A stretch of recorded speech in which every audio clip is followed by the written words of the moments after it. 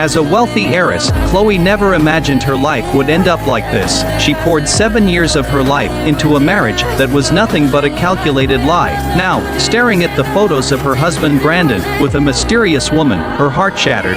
The betrayal cut deep. Meanwhile, Brandon was still putting on his Oscar-winning performance as the perfect husband. He made a grand entrance at Chloe's office, carrying a massive bouquet of deep red roses. He smiled warmly, kissed her cheek, and softly wished her a happy birthday. But the exact second his arms wrapped around her, Chloe froze. She caught a sharp, suffocating whiff of expensive mint perfume clinging to his jacket. Right on cue, Brandon's phone started buzzing loudly in his pocket. He pulled away, checking the screen with a perfectly rehearsed look of frustration. He claimed a major client had just thrown a wrench into their biggest deal. He said he had to pull an all-nighter and catch an urgent flight to New York immediately. He looked so genuinely sorry that anyone else would have believed him. Chloe smiled back sweetly, gently telling him to work hard and stay safe. But inside, her soul was laughing coldly at his pathetic little theater. The very second Brandon left the building, his loving husband mask dropped completely. Over in a hidden high-end townhouse downtown, his phone buzzed again. He was texting Chloe lines like, "I am so sorry babe, working late, love you forever." At that exact moment, he was wrapping his arms around Chloe's long-haired best friend, Vanessa. Vanessa was lounging on the sofa, wearing a provocative red silk robe.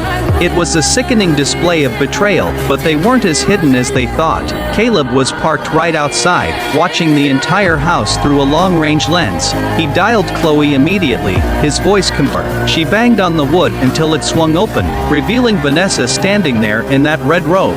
Chloe didn't waste breath, demanding to know what her best friend was doing in this bed. Vanessa didn't show a single ounce of shame or regret. Instead, she stood her ground, smirking right in Chloe's face. She pulled out an expensive shopping receipt and flashed it like a trophy. She pointed to the diamonds on her ears, bragging Brandon bought them with his VIP account. Brandon rushed out of the bedroom, realizing his entire world was crashing down. Faced with total exposure, the man chose to be completely spineless. He immediately turned on Vanessa, screaming that she was the one who seduced him. He claimed she took advantage of him while he was vulnerable. The room erupted into absolute chaos as the three of them tore into each other. To salvage what was left of his reputation, Brandon forced Vanessa to play along with a new lie. They sat Chloe down in a private dining room, trying to rewrite the story. Brandon swore they only met up at a mall in West Los Angeles to discuss a business partnership. He claimed they got into a heated argument over dinner, and a waiter simply misunderstood the situation. He even turned to Vanessa, openly complaining that she smelled like cheap kitchen grease. Vanessa snapped right back, calling him a pathetic fraud who married into money. They put on a massive show of absolute hatred, trying to prove an affair was impossible. To explain away the mint scent, Brandon looked Chloe in the eyes with a straight face. He claimed he accidentally dropped and smashed an entire bottle of cologne in the restroom. He started crying, begging her to remember how devoted he had been for 7 long years. Chloe sat back, watching his desperate acting with a look of pure detachment. She decided to play along, nodding slowly and pretending to swallow his garbage story. She needed him to feel safe, so she could gather the evidence that would truly destroy him. Meanwhile, things were getting violent downstairs in the main lobby. Brandon ran straight into Caleb, who was waiting near the exit. Caleb wasn't the type to tolerate a liar, especially a defensive one. He called Brandon out on his pathetic excuses right in front of the hotel staff. Brandon lost his temper and swung a punch, but Caleb dodged it easily and countered hard. The fight ended quickly, leaving Brandon bruised, bleeding, and utterly humiliated. He wiped the blood from his lip, muttered a bitter threat, and fled into the night. Bags. She looked incredibly apologetic, explaining she accidentally ruined Brandon's clothes before his flight. She claimed that was the only reason they were delayed at the hotel, putting on a perfect show. Seeing the fresh suit, Brandon's attitude changed instantly, acting relieved and blaming her clumsiness. Vanessa stood by the elevators, watching the whole performance with a sharp, knowing smirk. In reality, Chloe and Caleb had been tearing the hotel apart looking for him all afternoon. They had actually kicked down the door to a completely different room first. Finding it empty, Caleb had been furious, swearing he heard Brandon confirm room 31,696 over the wire. Then, they spotted Vanessa pacing the hallway, murmuring into her phone that the coast was clear. Chloe and Caleb cornered her before she could step into an elevator. Faced with hard questions, Vanessa stayed completely cold, mocking the idea of fighting over Brandon. To prove she had nothing to hide, she swiped her key card and opened her room door. Instead of Brandon, a young guy named Kevin walked out wearing nothing but a white hotel bathrobe. Vanessa wrapped her arm around his waist, introducing him as her new boyfriend. Chloe questioned the phone call about changing rooms, but Vanessa shrugged it off as looking for excitement. With no concrete proof in that room, Caleb pulled Chloe back, suggesting they look elsewhere. With the hotel lead going cold, Chloe met Rachel out on her private yacht to plan their next move. Chloe expressed her gratitude, thanking Rachel for stepping in and covering for her during the chaos. Rachel got emotional, looking at Chloe with tears in her eyes. She talked about her poor background and how she never would have finished college without Chloe's money. She swore she owed her entire life to the family and would do absolutely anything to protect her. Then, Rachel started cursing Brandon, calling him an ungrateful parasite who destroyed the hand that fed him. She volunteered to go completely undercover, tracking Brandon's every move herself. Seeing such fierce, unwavering loyalty, Chloe hardened her heart and swore to make them pay. But it didn't take long for Rachel to stage her own masterpiece in a motel room. She called Chloe over, crying hysterically with bruises on her arms. She apologized over and over, claiming she found Brandon with a woman and lost her temper. She said she rushed in before Chloe could get there, and Brandon shoved her into a wall to protect his girl. Rachel wept over her failure and handed Chloe a highly distorted, blurry photograph. The image only showed Brandon from behind, alongside the silhouette of a woman's hand. Rachel kept taking the blame, and Chloe held her close, completely convinced of her assistant's loyalty. But the most dangerous monsters always wear the most innocent faces. Later that night, inside a secluded apartment downtown, the curtains were drawn tight. Brandon and Rachel were locked in a passionate, desperate embrace. The brilliant mastermind who had been manipulating Chloe from day one was Rachel. Brandon held her tight, complaining bitterly about how cold and arrogant Chloe always was. He hated that the entire city viewed his success as nothing more than a handout from Chloe's father. Rachel stroked his hair, playing the sweet submissive lover while counting down the days until the divorce. The two of them were plotting their corporate takeover right under Chloe's nose. But a liar always leaves a trail, no matter how careful they think they are. Kay loaded the files onto a laptop in his office, uncovering the definitive clue. The video playback clearly showed Vanessa getting into the passenger seat of Brandon's car. Chloe was stunned, knowing Vanessa always publicly acted like she detested the man. It proved Vanessa was deeply involved in the cover-up, but as the footage kept rolling, Caleb leaned closer to the monitor, freezing the frame. He pointed out a fatal detail that changed everything. The woman kissing Brandon in the front seat didn't have Vanessa's long, voluminous curls. She had perfectly straight, pitch-black hair. Caleb turned to Chloe, his voice absolute, as he told her the mistress was not Vanessa. The true identity of the shadow operating behind the scenes was finally staring them in the face. The next afternoon, Chloe walked into the private room at First General Hospital. She stared down at Rachel's bandaged ankle, asking who had signed her discharge papers. Rachel looked away immediately, stammering some excuse about an old college friend helping out. When Chloe noted the paperwork was processed before she even arrived, she knew Rachel was lying. Chloe kept her expression deadpan, casually asking Rachel what she truly thought of Brandon. Rachel suddenly exploded into a rage, screaming that Brandon was a parasite who deserved to lose everything.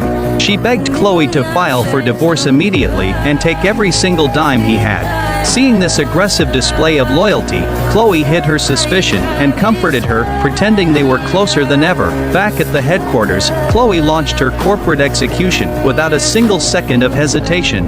Rachel ran after her down the executive hallway, demanding to know why she canceled the apparel contracts. Chloe paused, letting out a cold laugh that echoed off the glass walls. She reminded Rachel that Brandon's company only existed because her family allowed it to breathe. She said it was time to show him what happens when the money stops flowing. Earlier that day, Chloe had seen Brandon sprinting through the hospital corridors in a total panic. She questioned the head nurse and discovered he was paying the medical bills for his injured lover, a woman who had been admitted for a severely sprained ankle at the exact same time as Rachel. Back in the main office, Rachel didn't try to defend Brandon's interests after hearing the news. Instead, within 2 hours, Brandon's firm descended into absolute financial ruin.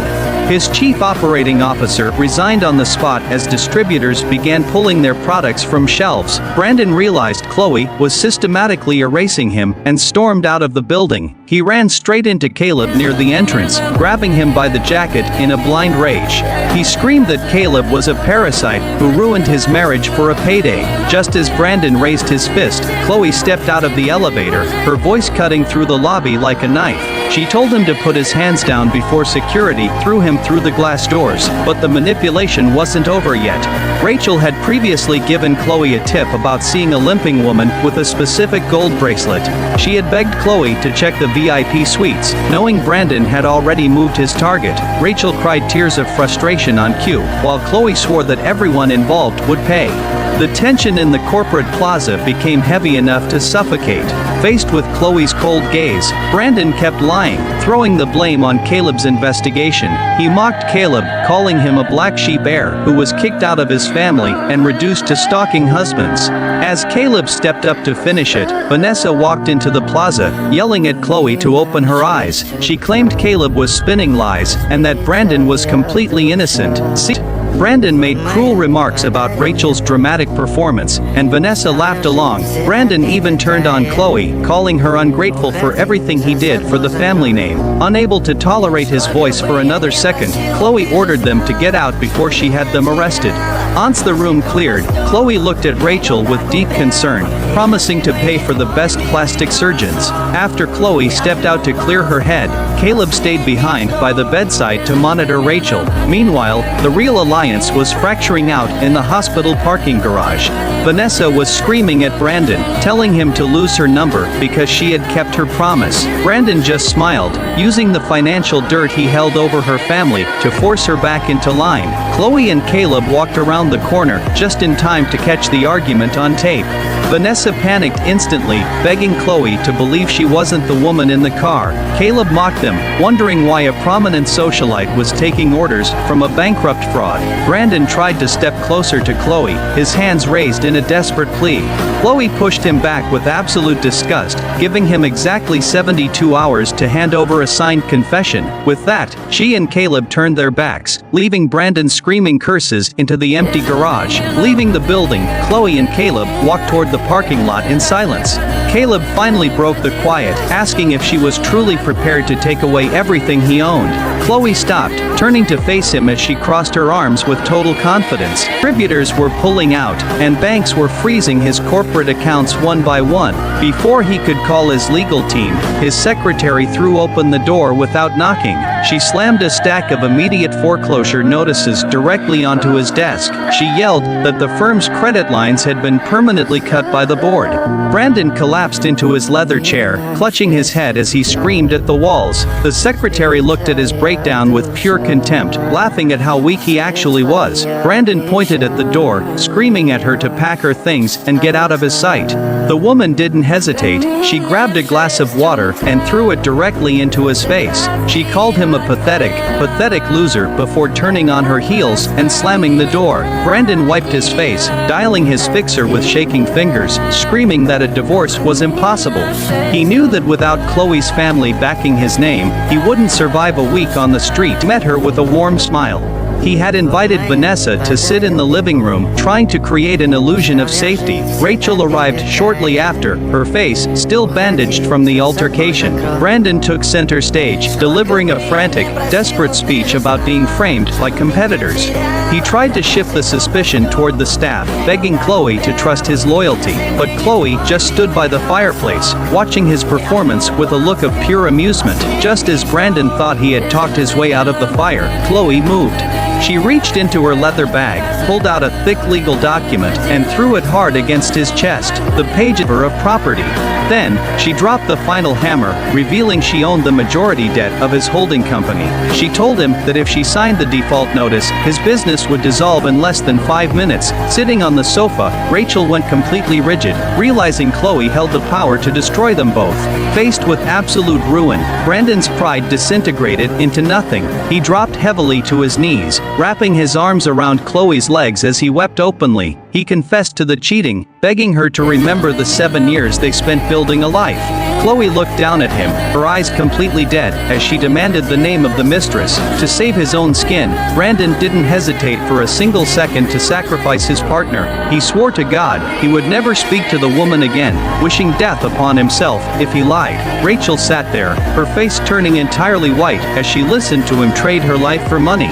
Vanessa watched from the armchair, letting out a loud laugh at how pathetic the man truly was. To prove his loyalty to Chloe, Brandon spun around on the floor and began screaming curses at Rachel. He called her a parasite who ruined his family, raising his hand as if he were going to strike her. Desperate to keep his hands on the inheritance, Brandon threw away every ounce of his humanity. He offered to sign over his remaining shares, his voting rights, and his power of attorney to Chloe. He said he would live like a servant if she just tore up the divorce papers. Rachel watched him with pure burning hatred, while Vanessa scoffed at his cowardice. Chloe looked down at the man groveling at her feet, her expression cold and calculating. She paused for a long moment before finally nodding, telling him she would consider giving him a chance. The second the words left her mouth, Brandon's submissive act vanished. He stood up, brushing off his suit, and turned toward Rachel and Vanessa with a sneer. He told them to get the hell out of his house, calling Rachel an outsider who meant nothing to him. Rachel stared at him, her voice cracking as she screamed that he was a monster. Vanessa didn't say a word. She grabbed Rachel by the arm and forced her out the front door. With the house finally quiet, Brandon turned back into a servant, hovering around Chloe and offering to fix her a drink. Chloe didn't even look in his direction. She stared straight ahead and held out her hand. She told him to hand over his personal phone right now, or the deal was permanently off. Hoping to save his fortune, Brandon didn't hesitate, dropping the device into her palm. Brandon walked up the grand staircase to fetch her coffee. Chloe was left standing alone in the foyer. She walked over to the dark glass of the window, looking at her cold reflection in the pane. In a whisper that carried no emotion at all, she said goodbye to the man he used to be. Then, she pulled her encrypted phone from her pocket and hit speed dial. When Caleb answered, a slow, dangerous smile finally spread across Chloe's face. She told him Brandon had just handed over his phone, his company, and his entire life. She told Caleb to pour a drink, because the real show was about to start. Yara and Sydney were chatting about Logan in the office. Sydney put on a sincere face and spoke highly of Logan. She even took out a gift that Logan had given her. She claimed Logan took her to his private apartment. There were clearly signs of two people living there, but nothing proved who the other woman actually was. Sydney guessed that Logan had truly repented this time. She believed he was ready to return to his family. Yara looked at Sydney and praised her for being sharp, but suddenly, she noticed something wrong with Sydney. Yara asked with concern why the bruise on her face hadn't healed. She told her to go get some good rest. Sydney smiled and quickly changed the subject. She excitedly showed Yara her new Cartier earrings, but when Yara looked closer, she realized they were in old style. Sydney gasped and claimed the sales clerk told her it was the newest arrival. Then Sydney said angrily that the clerk must have played her. She called the clerk bold for taking advantage of her. As a VIP member, Yara immediately offered to file a complaint. The rent and utility bills were paid on time every month. And the amounts were high, meaning someone definitely lived there. Yara figured it out instantly. This was the secret nest where Logan hid his woman. Gavin nodded in agreement and suggested they take a look. They walked down the hallway. Gavin revealed he had rented the unit right across from Sasha's. Just as they were about to head inside to wait, they heard Logan opening the door next door. Gavin reacted fast and pulled Yara into his room, slamming the door shut. They hid behind the door and heard Logan's voice outside saying, "I am here." Gavin blocked the door cautiously. He said it might not be Logan, and even if it was, they couldn't go out now. They shouldn't startle the target. Yara's heart raced as she pulled out her phone. Gavin suggested calling Sydney from his phone to test her. Yara hesitated, thinking it couldn't possibly be her. But under Gavin's insistence, Yara dialed the number. The phone rang, and the sound actually came from next door. Sydney picked up the phone next door and called out guiltily in a low voice, "Yara." Yara forced herself to stay calm and asked where she was. Sydney kept acting over the phone. She lied that she had discovered a little secret about Logan. She said Logan brought her to a small apartment. She found 2 toothbrushes in the bathroom. She felt this place must be the love nest for Logan and his mistress. Yara asked who the woman was. Sydney pretended to know nothing, saying there weren't even any photos. Yara took a deep breath and told her she understood. She asked Sydney to keep an eye on him. She wanted to see if Logan had truly cut ties with that woman. Sydney agreed weakly on the other end. She made an excuse that she was afraid Logan would catch her and hung up in a hurry. Yara leaned against the door, her face turning pale. She was fine since the distance was far and Logan spoke quietly. Gavin struggled to hear. He complained that the bugging equipment was too blurry. He took off his headphones and coldly, "Aren't they moving into the villa?" Coincidentally, she held the keys to Sasha's house. Gavin was shocked. Yara calmed down quickly and asked for the room next door. Once they got the key card, they hurried upstairs.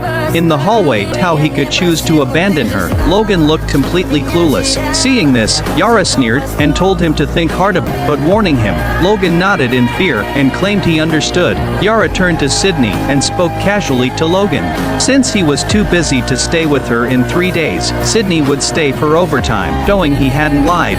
Yara took the did they look around. Just as they were about to head upstairs, they heard noise at the entrance. Yara and Gavin's and Sydney didn't know their affair was exposed. They held the advantage.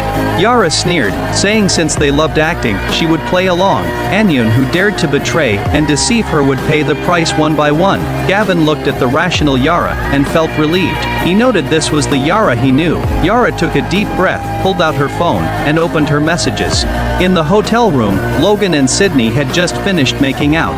Suddenly, Logan's phone rang. He pulled it out, and his face changed instantly. Sydney leaned over to look and found a message from Yara. "Babe, I just realized today marks exactly 2,500 days since we met. I want to go to that roadside burger joint we used to visit during us." In the hallway, a panicked Logan was dialing Yara's number. Sydney ran out after him, looking at the empty corridor.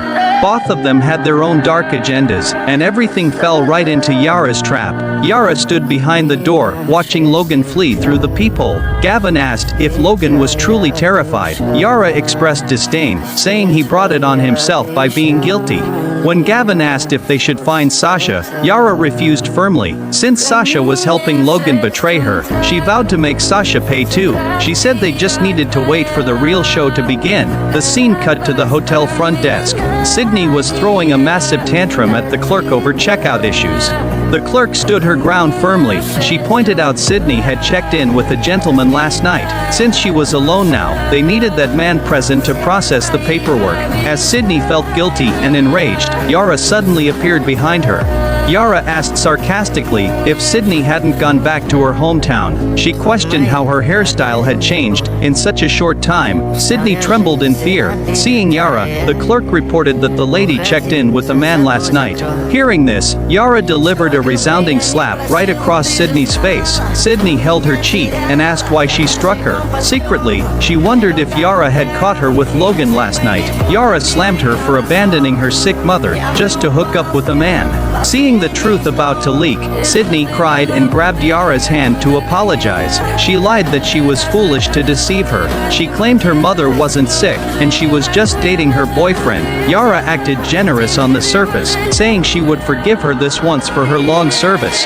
Gavin then walked up and put his arm around Yara. Seeing them so close, Sydney began to wonder if the room last night belonged to Yara and Gavin. Shortly after, Sydney and Logan met secretly outside. Sydney analyzed that the call last night might not have been from Yara.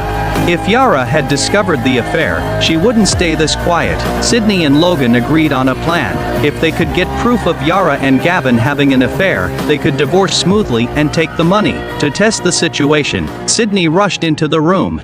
She blamed Yara for making Logan wait outside all night while she enjoyed tea with Gavin. Yara and Gavin exchanged a glance. Yara used the excuse to tell Sydney to apologize to Logan for her. Just then, Logan pushed the door open, looking deeply devoted.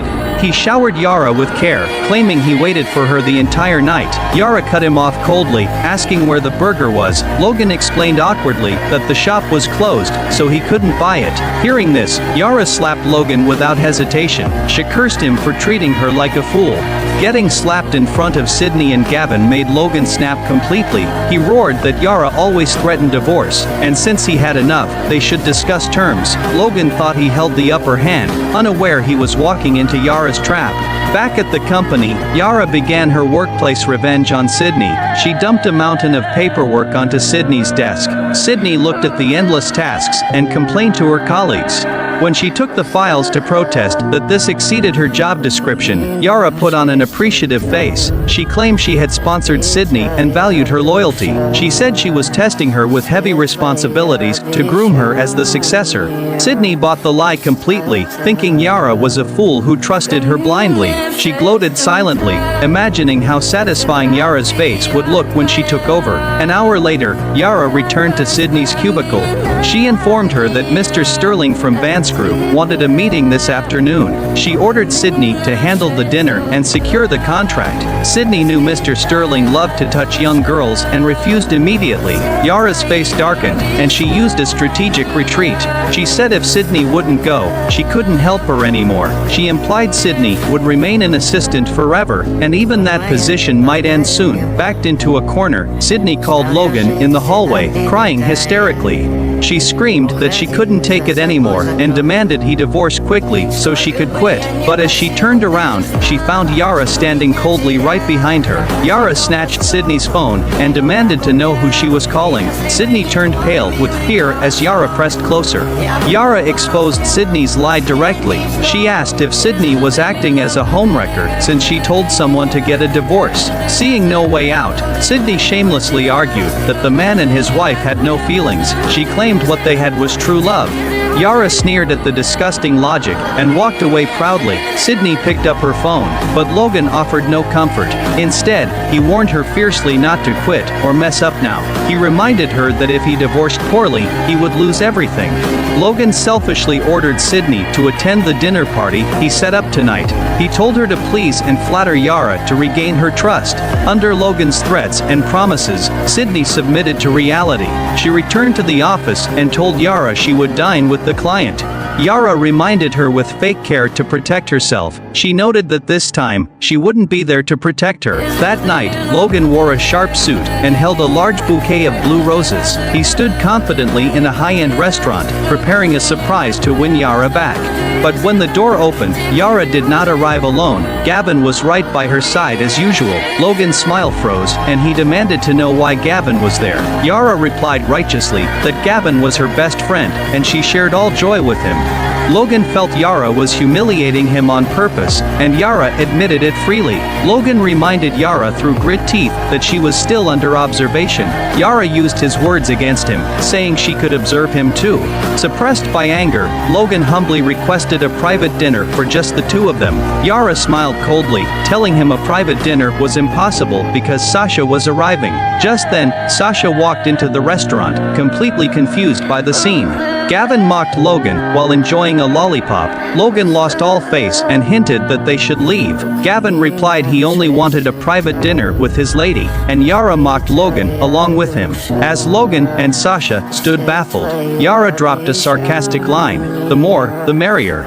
We are just missing one person, the homewrecker." Logan and Sasha's faces fell, and they prepared to question her. Yara smiled and pointed toward a corner of the restaurant. Logan and Sasha followed her gaze and saw Sydney in a revealing stunning black dress. She was wrapped in the arms of a heavy-set male client, behaving indecently. Sasha gasped, wondering why Sydney was there. Logan looked as if he was struck by lightning. Sasha demanded to know if Logan knew about Sydney's behavior, but Logan tried to deny it. Yara and Gavin kept mocking them, saying Sydney was apparently into this line of work. They wondered which trashy man was lucky enough to have her. Gavin provoked Logan further, asking why he and Sasha were so upset over someone else's business. Sydney's shameful secret was completely exposed to the light. Watching Sydney flirt in another man's arms crushed Logan's pride completely. Rage and jealousy flooded his brain instantly. Unable to take it, Logan marched over and slapped Sydney hard in public. Sydney fell to the ground, staring at Logan in absolute shock. Yara walked up with a professional tone and scolded Sydney. She slammed her for ruining a golden client opportunity and causing Yara Enterprise huge losses. Yara watched the chaos unfold and flashed a victorious smile. Her goal was reached, making the backstabber and the traitor tear each other apart. Then, Yara and Gavin walked out of the restaurant, proudly under their stunned gazes. The scheming woman and the freeloading man plotted to frame the wife, but she trapped them instead. At the start, Sydney acted like a loyal assistant, serving coffee to CEO Yara. Despite her respectful front, she held a grudge over Logan's past abuse. To secure her own future, Sydney played the loyal friend to Yara to book a discreet hotel room for her that night. Sydney believed she had won her trust, unaware that Yara smiled coldly the moment she turned around. Yara made a call, saying, "The fish is taking the bait." Meanwhile, the cheating husband and his ally plotted their next move. Sasha and Gavin crossed paths in the hallway, and after Sasha faced accusations, Logan rushed to defend her. Sasha wept over her grievances and pushed Logan to divorce Yara immediately, but the freeloader hesitated, knowing his wealth depended entirely on Yara. To force his hand, Sasha made a ruthless suggestion. She proposed catching Yara cheating to ensure Yara walked away with nothing during the divorce. When Logan complained about having no leads, Sasha volunteered to execute the trap herself. Back home, Logan changed his attitude completely, showering Yara with affection. He even knelt down humbly to help her change shoes. Yara met his fake warmth with pure coldness. She calmly announced she had a business trip tomorrow. Logan kept up the act, but his eyes flashed with malice as he turned away. He swore to make Yara pay the next day. Later, a reckless Sasha met Yara by the beach, and Gavin joined them. They exchanged fake pleasantries while tension brewed beneath the surface. Gavin mocked the hypocrisy of Logan and Yara's relationship.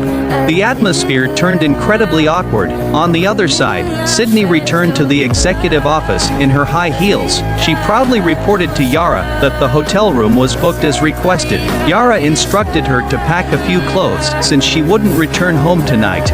The moment Yara's pressure, Sasha dialed Logan, screamed insults at him, broke up, and blocked him. Once the call ended, Yara coldly ordered the debt settled within 3 days, or they would meet in court. Sasha left completely shattered, and Yara had successfully backed Logan into an absolute corner. Chicago, 1937. The city is on the brink of war. Mob bosses and federal agents pull the strings in the shadows. At the University of Chicago, Grace was just a regular student. Then a mysterious package arrived. Inside a green velvet box lay a silver medallion. It belonged to her sister, Rose. Grace felt her stomach drop. Something was terribly wrong. 3 days ago, Rose was living a double life. To the world, she was Scarlett, the star singer at the Avalon Lounge. In secret, she was an undercover resistance agent. Her orders were to signal a raid at Pier 14. Her contact was Frank Jr., the most powerful man in the city. But that night became Rose's final curtain call. Caught in a torrential downpour, a rival gang cornered her. She fought her way out with dual pistols, but then she spotted a little girl crying by the trash cans. Rose lowered her guard to comfort the child. Instead of a thank you, she met a pair of cold, ruthless eyes and a barrel of a gun. A single shot echoed through the alley. Rose collapsed into the rain. Dead 3 days later, Frank was still hunting for the missing singer. He needed to stop a deadly syndicate plot known as Project 921. Meanwhile, Grace arrived arrived at Union Station to find her sister's killer. Since the twins looked identical, Frank spotted her instantly. He grabbed her hand and shoved a note into her palm. "Meet me at the usual spot tonight," he whispered. Grace decided to walk straight into the lion's den. That night, she wore her sister's signature black sequin dress. When she stepped out from behind the velvet curtains, the room froze. The club manager and a dancer named Daisy gasped in absolute terror. "It's a ghost," they screamed, dropping to the floor. Grace kept her cool and brushed it off. "Who says I am dead? I was just partying too hard with Chief Jang." Later, Daisy pulled Grace into a private room. She finally realized Grace was the twin sister. Tears streaming down her face, Daisy told her the truth. Rose died a hero for the resistance. Then she warned Grace about Frank. "He's the son of Commander Frank, the city's ruthless military leader. He goes through women like clothes. He's been chasing Rose lately, so she had to be careful." Grace then searched her sister's ransacked apartment. The valuables were untouched, but the emerald dress mentioned in Frank's note was nowhere to be found. Her sister's death hid a massive conspiracy. To find answers, Grace went down to Pier 14. The docks were crawling with mobsters checking everyone. Just as she was about to be spotted, a bloody hand yanked her into the dark. It was Frank, heavily wounded and bleeding out. He pinned her to the wall, his voice weak but dangerous. "What are you doing here? Where is the rest of your team?" They escaped to a safe house where Frank passed out. When he woke up, his agent's survival instincts kicked in. He slammed Grace onto the bed, choking her with lethal intent. "Who the hell are you? Why do you have her face? Where is Rose?" Gasping for air, Grace clawed at his arm. "I'm her twin sister Grace," she choked out. "Rose is dead." The news hit Frank like a physical blow. He collapsed, but the suspicion in his eyes remained. He drew his pistol and pressed it against her forehead. "Why should I believe a word you say?" Grace didn't flinch at the cold steel. She looked him dead in the eye. "If you don't believe me, pull the trigger. I am defenseless, and a life means nothing to people like you. But I will find whoever killed my sister, even if it kills me." Looking at that fierce, familiar face, Frank's hand trembled. He slowly lowered the weapon. Suddenly, heavy footsteps echoed from the hallway. The police were conducting a house-to-house sweep. Frank didn't hesitate. He pulled Grace into a tight embrace. They played the part of a pair of late-night lovers. Using his status as the commander's son, Frank barked at the cops to get out, but the peace didn't last. A mob boss named Maroney kicked the door open with armed thugs. Surrounded by guns, Frank didn't even blink. He shielded Grace behind his back. He calmly buttoned his shirt, then drew his gun in a flash. He pressed it right against Maroney's skull with a dark smirk. "The girl belongs to me. Is your boss trying to steal my woman, or does he have a problem with my family?" The raw power of the Frank name forced the mob to back down. In this deadly game, Grace used her wits and her sister's face to survive. She and Frank formed a dangerous, fragile alliance. The journey ahead was long, and the hunt for vengeance had just begun. Frank took Grace to his private safe house, the Pine Mansion. In that hidden sanctuary, the two finally talked. Grace desperately wanted to know about her sister's past. Frank looked back on the memories of Rose. She was a stunning star who once saved him when he was drugged and cornered. Later, during a botched operation, Frank had trapped her in a dressing room. He had held her at gunpoint and forced her to make a choice. Grace knew her sister hated evil. She knew Rose wasn't forced. She decided to take Rose's place and finish the mission. Cut to the glamorous Avalon Lounge. Grace, now posing as Rose, wore a stunning yellow dress. She swirled her wine, casually talking with a hotel owner named Zhao. Across the room, Frank sat in a sharp white suit. He was drinking with some rich heirs who wondered where the star singer was. Suddenly, a commotion stirred at the entrance. The powerful Chief Jang walked in with his Ivy League educated daughter, Victoria. Frank's gaze sharpened instantly. He set his glass down and vanished into the crowd. In the corridor, Frank ran straight into Zhao. The tension was thick enough to cut with a knife. The camera cuts back to the hidden bedroom at Pine Mansion. Frank was clutching a bloody wound on his abdomen. He comforted a trembling Grace under the covers. "Who are those people?" Grace hissed through her teeth. "They killed my sister, didn't they?" Frank's face grew grim. "They're military intelligence. And because of your face, you are a walking target now." Seeing the fire and fury in her eyes, Frank finally gave in. "Give me 3 days," he said. If you don't back down by then, I'll let you in on the game." But when Frank returned to the family estate, his father slapped him hard. The old general was furious about his son causing trouble. Frank's older brother, a smug man in glasses, added fuel to the fire. He blamed Frank for defying Chief Zhang. Right after returning from abroad, faced with their pressure, Frank stood his ground. "You command an army of 20,000 men," Frank shot back. "Are you seriously afraid of Zhang? Everything I do is for this family and the people of this city." He mocked them and left for his room. Suddenly, the telephone rang with a piercing shriek.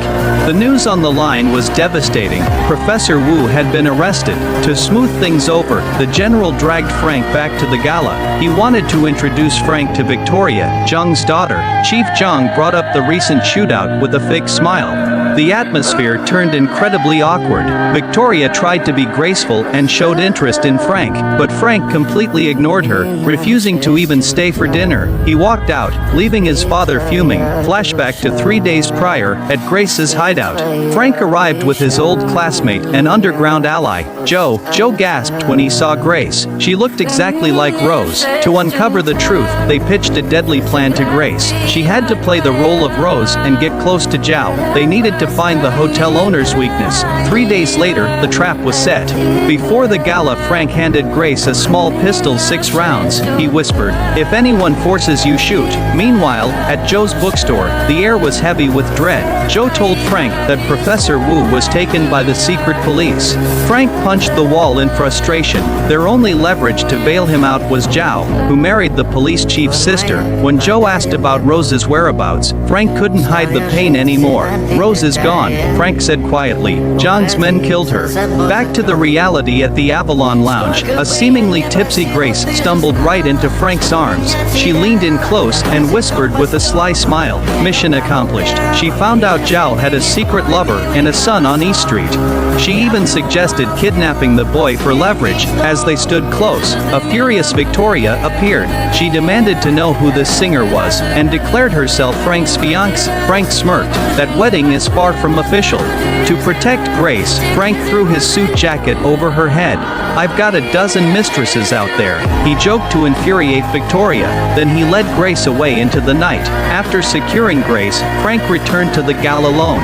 His wealthy friends crowded around to gossip. Victoria tried to save face, bragging about the massive family merger. One friend teased Frank about who he was really looking at all day.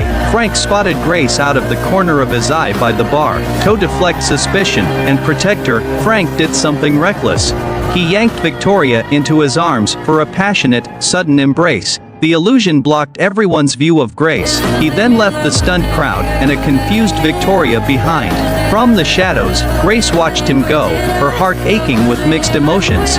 When Grace finally woke up from her long unconsciousness, Frank was there. He had been watching over her bed all night. She rubbed her temples, asking how she got back.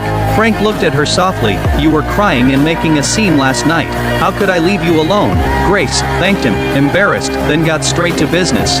They needed to kidnap Zhao's secret son, Leo, to use as a bargaining chip. Meanwhile, chaos erupted at the Frank estate. The old general slammed his hand on the desk, screaming for his eldest son. The dinner deal with the Zhang family was almost ruined. The eldest son argued back, questioning the alliance with Zhang. The general sneered, revealing a secret. Zhang was wounded in the war. Victoria was his only child, so marrying her meant inheriting his empire. The eldest son took his rage out on his own wife later. He blamed her for ruining his chances, letting Frank get the golden ticket. On the other side of town, Grace disguised herself as an assistant to Zhao's wife. With Frank and their team's help, they successfully took little Leo, but the docks were locked down, so they had to bring the boy to their quarters. Their teammate scratched his head, having no clue how to babysit. Frank and Grace also found the kid a bit inconvenient, but Grace remained calm. She knew Zhao's mistress would blame Zhao's wife, and Zhao would never dare to make this public. On their way home, the evening sun bathed the cobblestone streets in gold. Frank suddenly pulled a red rose from a basket like a magic trick. He offered it to Grace. She smiled. "I didn't know the tough guy had a romantic side." Frank grinned, "Only for certain people." Grace leaned in to smell it. You are pretty smooth. Did you give these to my sister when you were chasing her? Frank's expression darkened slightly. With her, it was just an act. Distracted, Grace pricked her finger on a thorn. A drop of blood emerged. Frank grabbed her hand, instantly worried. You need to be more careful, he scolded gently, pulling her home to bandage it. Grace looked at his profile, a strange warmth blooming in her chest. They awkwardly let go and walked on side by side. Later, wearing an elegant dress, Grace knocked on the mistress's door. The woman was guarded. Who are you? Grace stood tall, piercing her with a look.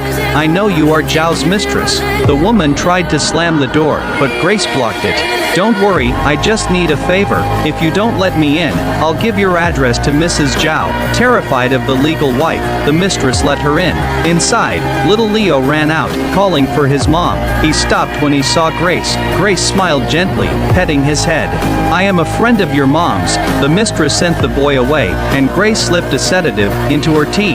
The mistress begged to be left alone, promising to run far away with Leo, but the mistress was smarter than she looked. She had already drugged Grace's cup beforehand. Grace drank the tea and collapsed onto the sofa, unconscious. Leo cried out as his mother grabbed him and fled in a taxi. Grace's perfect plan fell apart. Later, Grace went to Joe's bookstore in a simple student outfit. Professor Wu was there, and he gasped when he saw her. Rose. Frank quickly intervened. This is Grace, her twin sister. Rose is gone. He explained that Grace had been living in the countryside. Then Frank and Joe introduced her to their secret network. The group was called Agency Beauty, formed during their college days abroad. This bookstore was their command center. Professor Wu was their master intelligence officer. Grace bowed deeply to the group, looking at her sister's photograph. She vowed she wouldn't let them down. Night fell, and Grace walked down a dark alley alone. She heard the distinct click of leather shoes trailing her. Just as she reached for her weapon, Frank stepped out from a corner. He pulled her into his arms, whispering in her ear, "Don't look back. You are being followed." They walked like lovers, but a detective called out to them. The detective sneered, eyeing Grace. The lady looks familiar. Why hiding her face? Frank's eyes turned to ice. He grabbed the cop by the collar. Watch your mouth, Frank growled with absolute authority. My business is none of your concern. The detective backed down, bringing up Frank's upcoming marriage to Victoria. Frank shoved him away with disgust and walked off with a troubled Grace. Finally, Grace went back to deal with Zhao. In a quiet lounge, Zhao was drinking his sorrows away. Grace glid over, looking radiant. Zhao saw her as a savior, desperate for help. Mrs. Zhao had indeed taken his son, and he couldn't fight her. Grace smiled inwardly. The trap was working. She pretended to care and offered a solution. I have a cousin who is a teacher, she lied. He was wrongfully arrested. Get him out of jail, and he'll take the blame for the kid. He can even take your mistress and Leo back to the country to hide. Zhao thought it was brilliant and praised her intelligence. He asked for the cousin's name, ready to release him immediately. Grace raised her glass, a cold, victorious smile playing on her lips. Zhao had walked right into her trap. The city of Chicago was a powder keg ready to explode. Mr. Cross looked at Grace with a heavy expression. We need you to keep playing Rose for a while longer, he said. Your sister died investigating a coded wire sent to Zhang's mansion. It mentioned a devastating attack on the city, codename Project 921. To make matters worse, Zhang just smuggled a massive shipment of weapons. Mr. Cross checked his watch. We have less than a month left. Frank sat nearby, the tension visible on his face. Mr. Cross turned to Grace. Were you the first to know about Rose?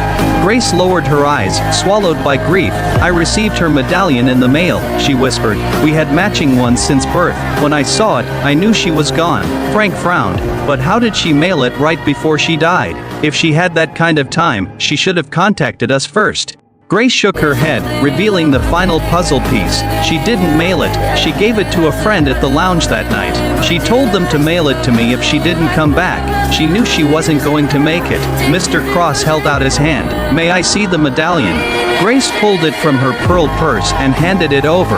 Mr. Cross inspected it under the light. Looks like a normal silver piece. Then disaster struck. The medallion slipped from his fingers and shattered on the floor. Mr. Cross panicked, apologized apologizing profusely.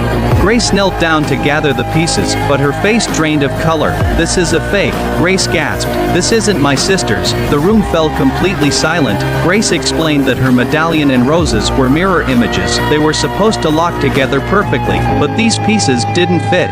She had been too consumed by grief to notice before. Somebody had forged a replica based on hers. Frank stood up. "That means the real one is still on her body. Whatever secret she died for is locked inside that real medallion." Tears filled Grace's eyes. Her body was already cremated. But Daisy was the one who identified her at the morgue. If the medallion was there, Daisy would have seen it. "I need to go back to the lounge and talk to her."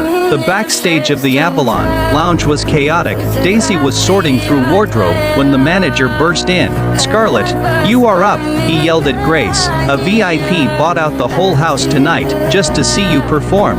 Daisy asked who it was. The manager leaned in with a greasy smile. "Victoria Jang, do a good job, and the tip will be massive." Hearing that name, Grace and Daisy exchanged a terrified look. In the dressing room, the sisterly bond vanished. Daisy suddenly snapped, shoving Grace onto the sofa and grabbing her throat. "I am sick of you, you little brat," Daisy hissed, her eyes venomous. "You've been upstaging me for years just because of your voice. Now your throat is ruined, so get out of my way. This gig with the Jang family belongs to me."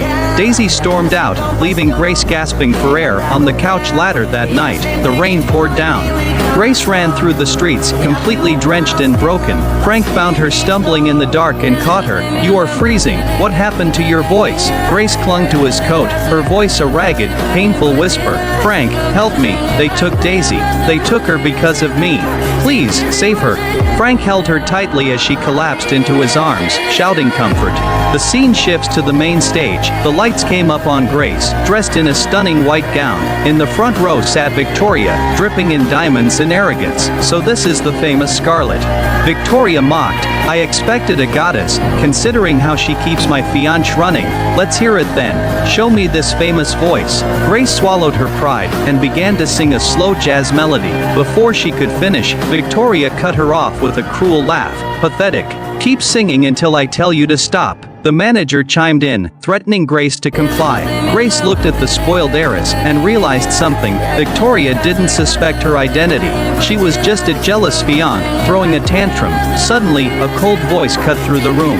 Frank walked in. Victoria's sneer instantly turned into a sweet smile as she ran to him. Frank remained a statue of ice. Victoria's face hardened. "I don't care what you did before the engagement, but once we are married, I won't tolerate these trash in my sight." Frank smirked. "Who said I am marrying you?" Victoria exploded. "Frank, I am the only woman in this city good enough for you. She is just a club singer. My father adores me. If he finds out you insulted me for a whore, he will destroy you." Frank showed no fear. Victoria took a breath, trying to save face by wrapping her arm around his. "Come on, sit down and listen to the music with me." Frank looked at her with pure disgust and pulled away. "If you like her so much, she can keep singing. I don't care how long she performs, she sounds terrible anyway." Without another glance, Frank turned and walked out. Victoria stood there, shaking with rage. Backstage, Grace collapsed into a violent fit of coughing. She wiped her mouth, her hand covered in fresh blood. Daisy ran to her side, her eyes full of tears. "Oh my God, if your sister could see you now, it would break her heart." Before they could breathe, two heavy thugs in gray overcoats stormed in. "Which one is the singer?" they barked. "Our lady didn't get enough tonight. She wants a private show at the mansion." Daisy looked at the bleeding Grace and knew the girl wouldn't survive the night. Her face hardened. She pulled a thick stack of cash from her purse. She forced a fake smile and stepped between them, shoving the money into their hands. "Gentlemen, look at her. She can't even speak. Let me go instead. I'll give the lady a real show. Help me out, and there is more money in it for you later." The thugs looked at the cash, then at each other. "Fine, move it." Daisy looked back at Grace one last time, a gaze full of love and sacrifice. Then she walked out into the dark. The cruel behavior from before was just an act to keep Grace safe. When Grace woke up in a hospital bed, Frank was there. "You've been burning with a fever all night," he said. Grace ignored his warnings and ran back to the club, but the manager gave her the grim news. Daisy never came back after being being taken by Victoria's men. Out on the street, a newsboy's shout shattered her remaining hope. Extra, extra, Frank and Jang families announce official wedding date. Grace bought a paper, her hands trembling. Seeing Frank's name next to Victoria's on the front page tore her apart. At a lavish gala later that week, the ballroom was breathtaking. Frank, looking sharp in a tuxedo, was forced to dance with Victoria. His mind was miles away, his eyes dead. Victoria noticed. "You've been a ghost all day," she hissed. "Are you still thinking about that woman?" Frank stopped dancing and dropped his hands. "I did what you wanted. We danced. I am leaving." Victoria grabbed his arm. "You can't treat me like this. I am your fiancé." Frank brushed her off and marched toward the exit, running straight into his father. "Nice trap you set for me, Dad," Frank said with bitter sarcasm. "Shut your mouth," the general roared, delivering a brutal slap to Frank's face. The old man leaned in, his voice dangerous. "You will behave tonight." In the center of the ballroom, Chief Jang raised his glass to the crowd. "Thank you all for coming," the chief announced proudly. "Tonight, we celebrate my daughter Victoria's return. And secondly, I am proud to announce her engagement to Frank Jr." The room erupted into applause, but right in the center of the spotlight, Frank stood rigid. His voice rang out, clear and sharp through the noise. "I do not consent." The entire ballroom went dead silent. The general's face turned purple. He forced a laugh to break the tension. "The boy had a bit too much to drink. He is just overwhelmed with joy. Get him upstairs to sober up." He barked at the guards. The general grabbed Frank's arm, whispering a vicious threat. "You marry her, or you are dead to this family.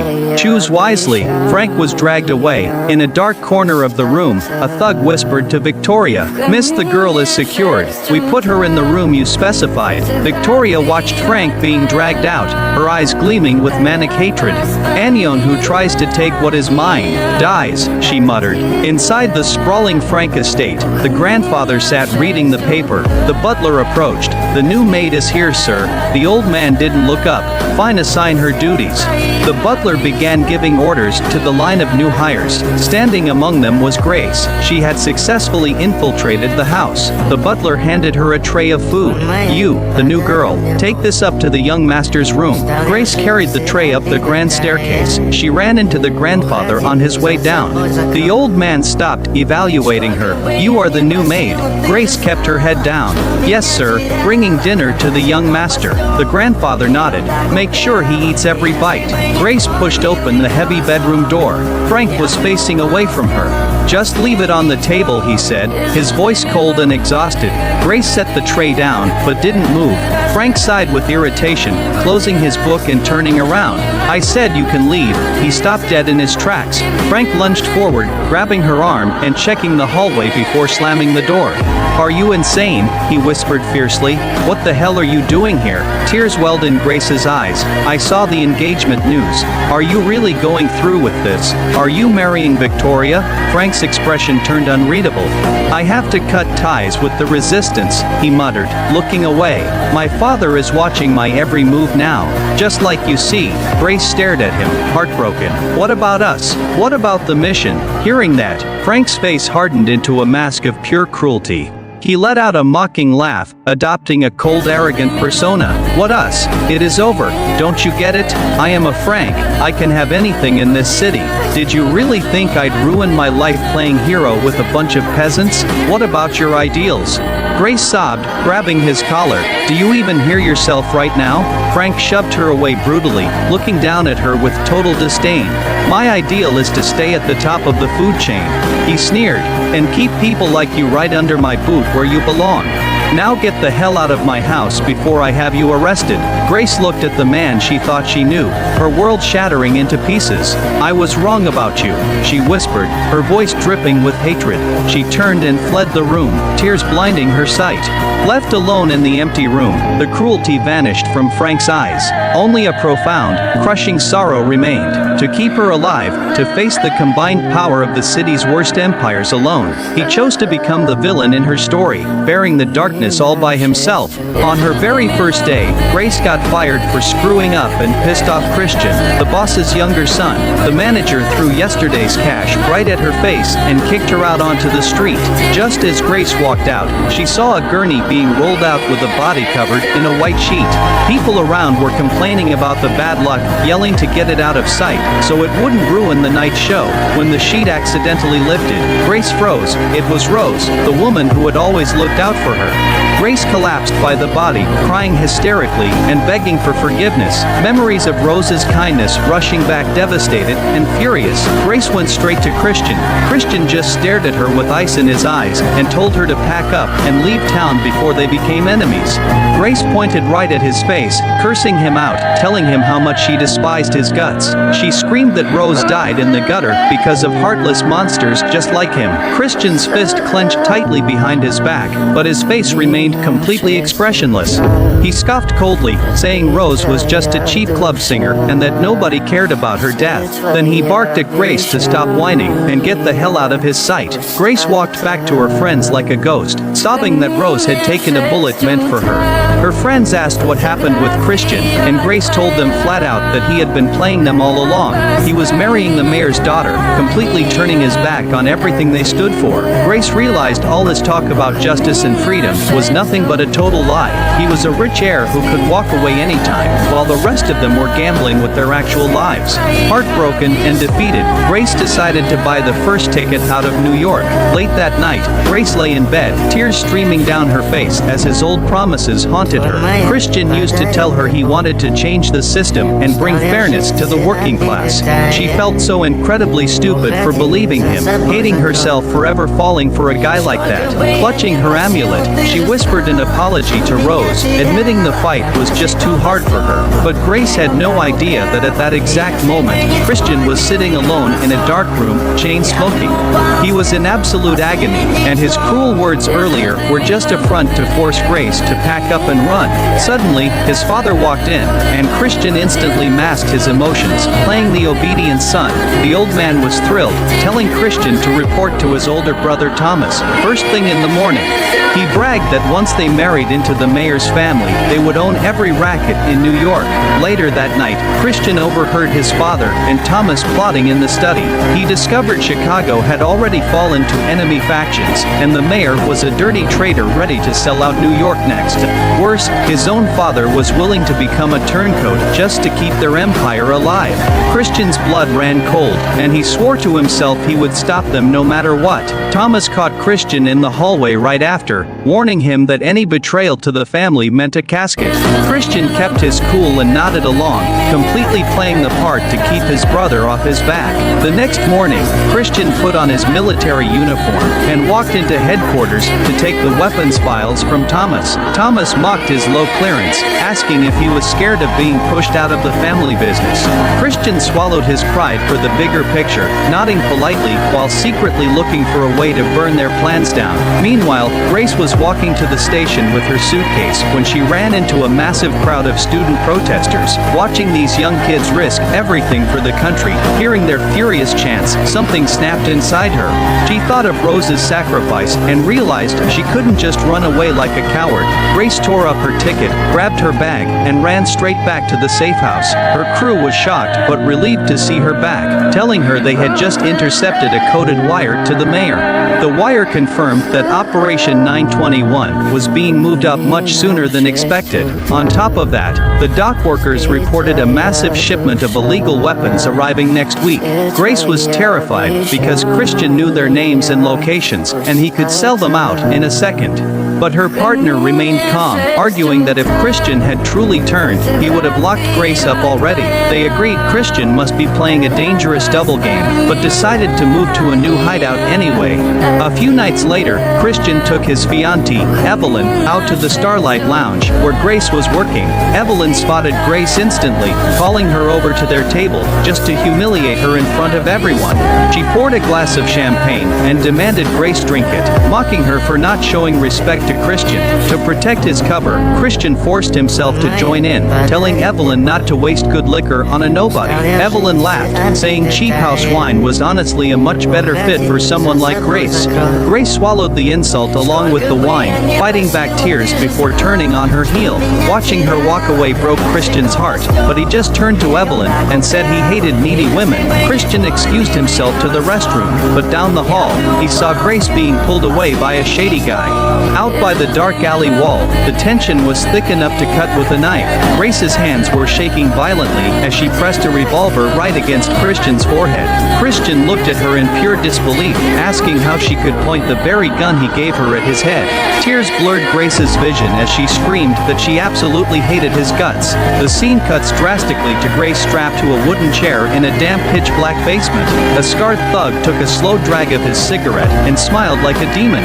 He told Grace he was impressed she escaped last time, but promised she wouldn't leave this room alive. Grace glared at him, realizing in that instant that this monster was the one who actually killed Rose. She played dumb, trying to trick him into talking, but the thug was way too smart for that.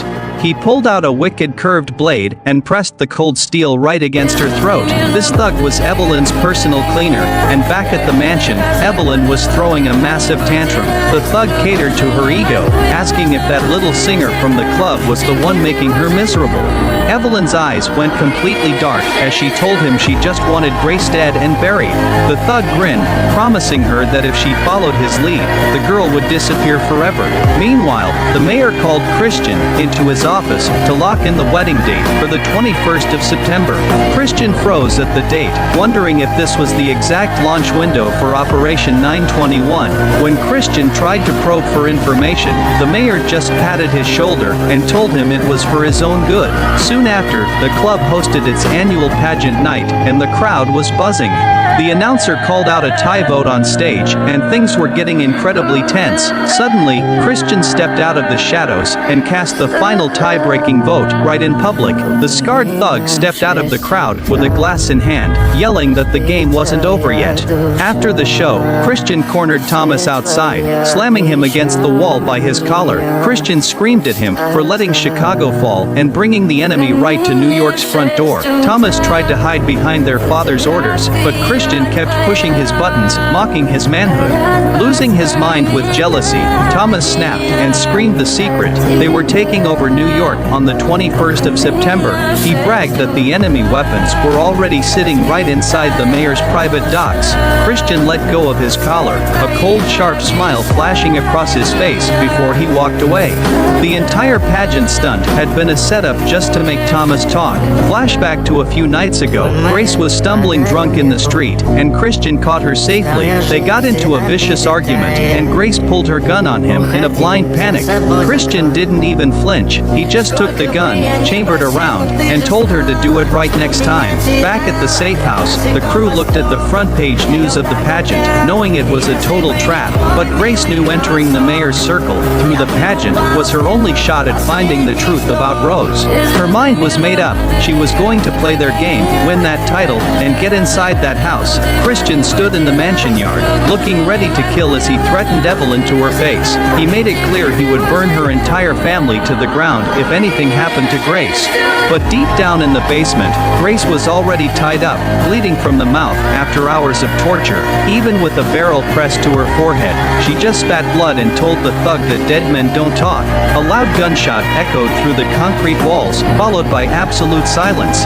Christian went completely berserk when he heard kicking the doors open alone and gunning down every thug in sight. Finding Grace unconscious and covered in cuts, tears finally cut through his stoic face. He scooped her up gently, whispering a fierce promise that nobody would ever touch her again. In her fever dream, Grace was back in the sun, watching Christian walk toward her with a massive bouquet of red roses. When Grace finally opened her eyes, she was safe in bed, though the raw rope burns on her neck were still throbbing. Her friend told her Christian had slipped away into the night right after dropping her off. Grace found a letter he left behind, filled with every single detail of Operation 921. Reading his words, the truth finally hit her. She had completely misjudged the man who was risking his life for her. Her partner noted that the enemy was trying to play the mayor and Christian's family against each other to wipe them both out. Over at the estate, Christian's father was screaming at him for risking their entire empire over a girl. Christian didn't back down for a second, telling his father that the mayor's ship was already sinking. The old man scoffed, saying he had already sent an apology to Evelyn and ordered the guards to lock Christian in until the wedding. The breakthrough happened right outside a small bookstore downtown. A little girl with braided hair fell to her knees in front of Christian, begging for help for her sick brother. She pulled out a broken piece of a jade amulet attached to a dirty red string.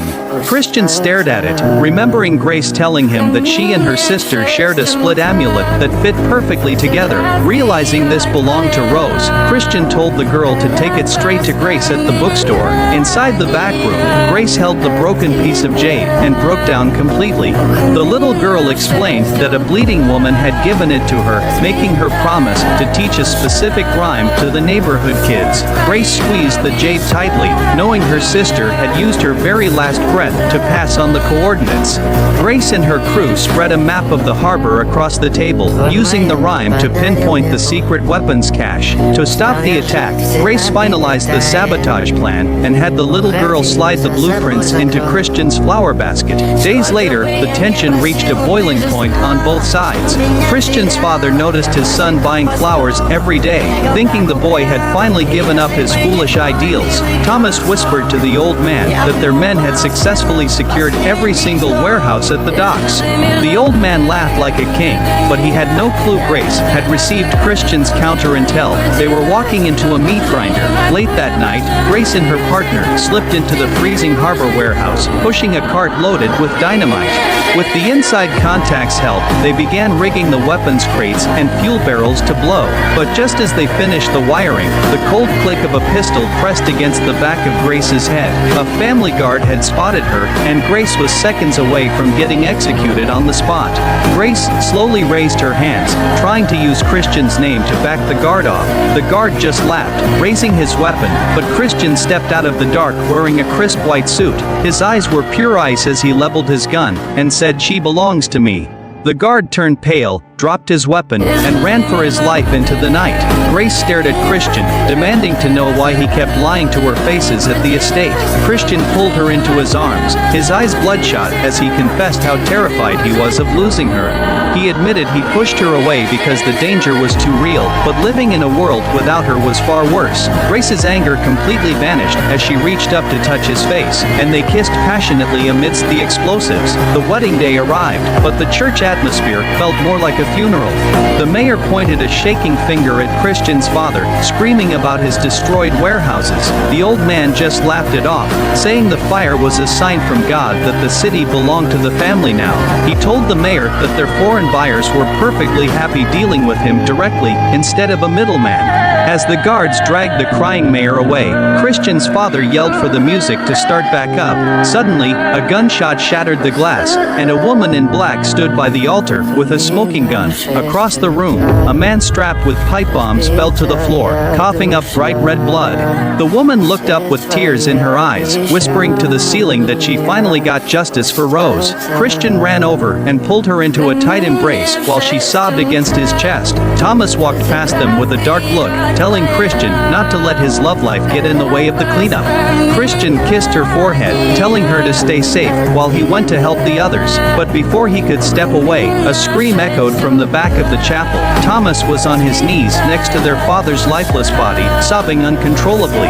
He looked up at Christian, grabbed a dropped pistol, and fired wildly into the ceiling in a fit of rage. Thomas blamed Christian's pathetic ideals for destroying the family, swearing he would kill him himself next time. Then he ordered the men to carry the body out, leaving the chapel in ruins. Just as they reached the doors, the dying bomber stumbled back up, blocking the exit with his hand on the trigger. Evelyn screamed his name, realizing he was going to blow the whole place to hell. The bomber told Evelyn to run while he held off the guards, promising to keep her safe until the end.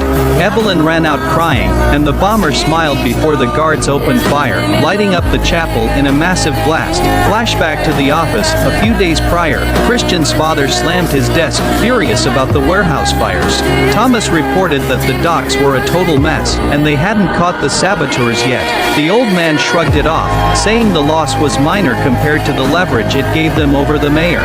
As Thomas walked out, Christian was waiting in the shadows and muttered a quiet thanks to his brother. Thomas just nodded, saying their father wouldn't notice a small fire anyway. Meanwhile, the mayor discovered all 8 of his private stockpiles had been leveled to the ground.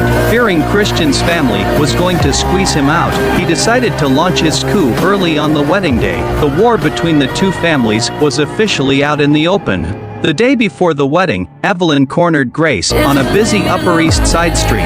Evelyn flaunted her massive diamond ring, bragging about becoming Christian's legal wife. She threw Grace's books into the mud, laughing that she might let Grace be a mistress if she felt generous later. Grace didn't back down, asking her how she could be proud of a ring bought with the blood of innocent citizens. Evelyn threw a fit, threatening to have her killed right there on the sidewalk. Grace just looked at her with pure pity, telling her Christian would bury her if she even tried. Inside the bridal suite, Evelyn was smiling at her reflection in a beautiful lace gown. Christian walked in with a bouquet of roses, looking completely detached from the entire situation. He looked at her and said it wasn't too late for her to walk away and find a better life. Evelyn got defensive, claiming she loved him and that being his wife was all she ever wanted. Christian sighed, reminding her that she was highly educated and deserved more than a political marriage. Evelyn ignored him, complaining about how he hadn't even picked out the proper wedding bands yet.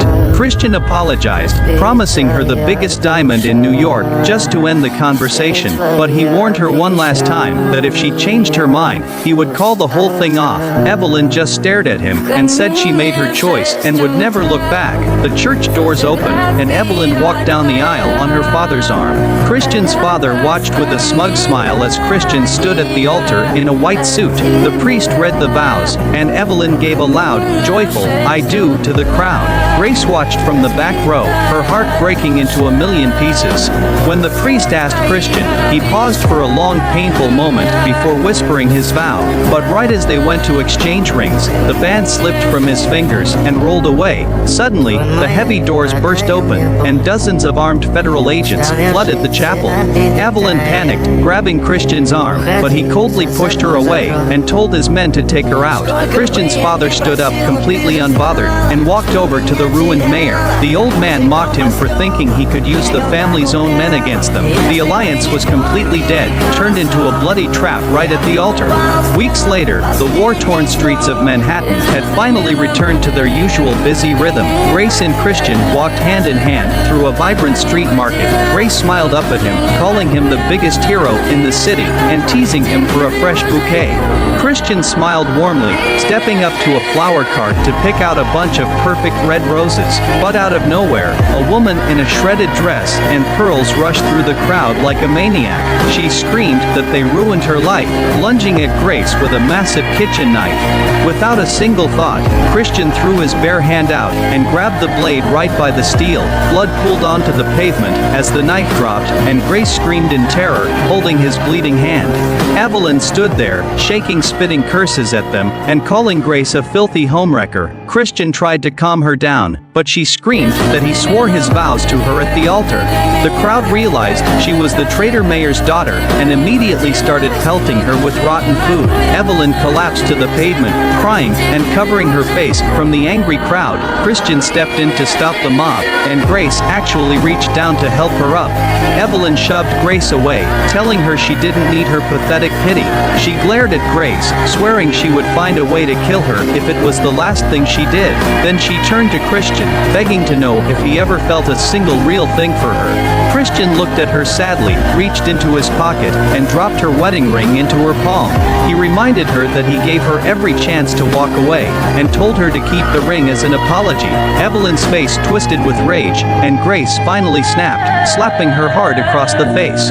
Grace shouted at her to look around at the city. Her family had almost burned to the ground for money. She told her that all her fancy European schooling was completely wasted on a heartless brat. The crowd cheered, and Christian told Evelyn she needed to look in the mirror and think about what she did. Evelyn wept that her father was gone and that Christian owed her a life. Christian offered her a ticket ticket out of the country or a quiet desk job, but made it clear they were completely finished. Evelyn sank onto the pavement, completely broken, whispering that she lost everything. Later that evening, Christian took Grace to a quiet high-end French restaurant uptown. Grace felt incredibly out of place around the crystal glasses and expensive steaks. Christian just smiled, telling her he wanted her to see his world, and that this was how a real date should feel.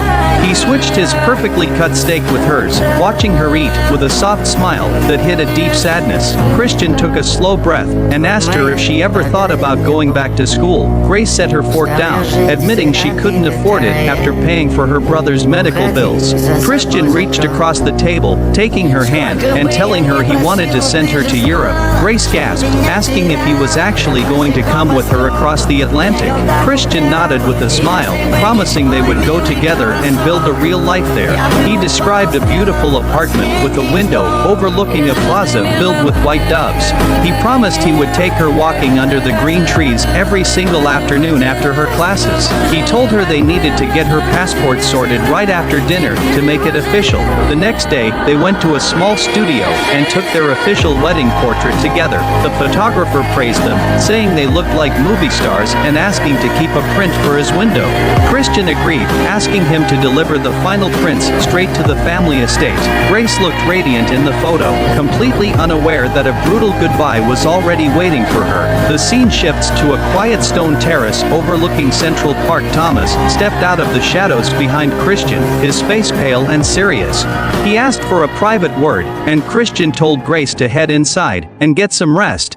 Since she was gone, Christian assumed his brother was finally here to settle their old scores. He joked about taking a bullet for Thomas in the past, asking if that bought him any grace.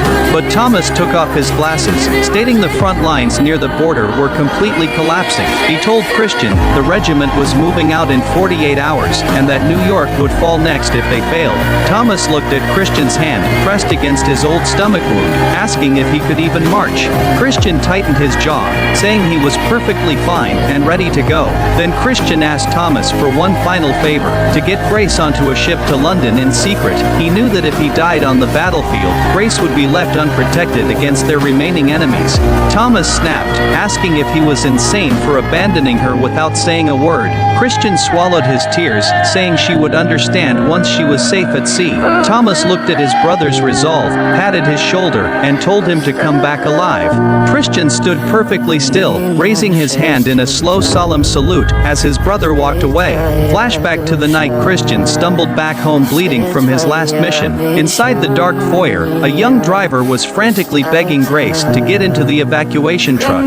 Grace refused to budge, crying that she wouldn't leave the city until she saw Christian with her own eyes. The driver was losing his mind, screaming that the whole city was falling apart around them. Suddenly, the front door swung open and Christian collapsed against the frame, his shirt soaked in dark blood. Grace screamed, running across the room and throwing her arms around his neck. Christian held her tightly, weakly scolding her for not leaving with the safe convoy, like he ordered. Grace buried her face in his shoulder, sobbing that she was never going to leave him behind. Later, Christian lay bare-chested in bed, fresh white gauze wrapping his torso. Grace stayed right by his side, eventually falling asleep with her head resting against the mattress. When Christian woke up, Grace jumped up immediately to check his bandages. Seeing him struggle to sit up, she started crying again, lecturing him for traveling while heavily injured. Christian pulled her close, whispering that the only thing keeping him alive was the thought of seeing her face. Grace held his hand, asking if he could finally finish what he started to say at the restaurant. Christian ran his fingers through her hair and softly asked her to marry him, but the beautiful moment was cut short as the driver burst back in, stating the officers were waiting outside. On the morning of the departure, the sky over the New York harbor was pitch black. Grace stood near the gangplank in a simple wool coat, checking her watch every few seconds. The driver kept nudging her toward the ship, warning her that the lines were about to cast off.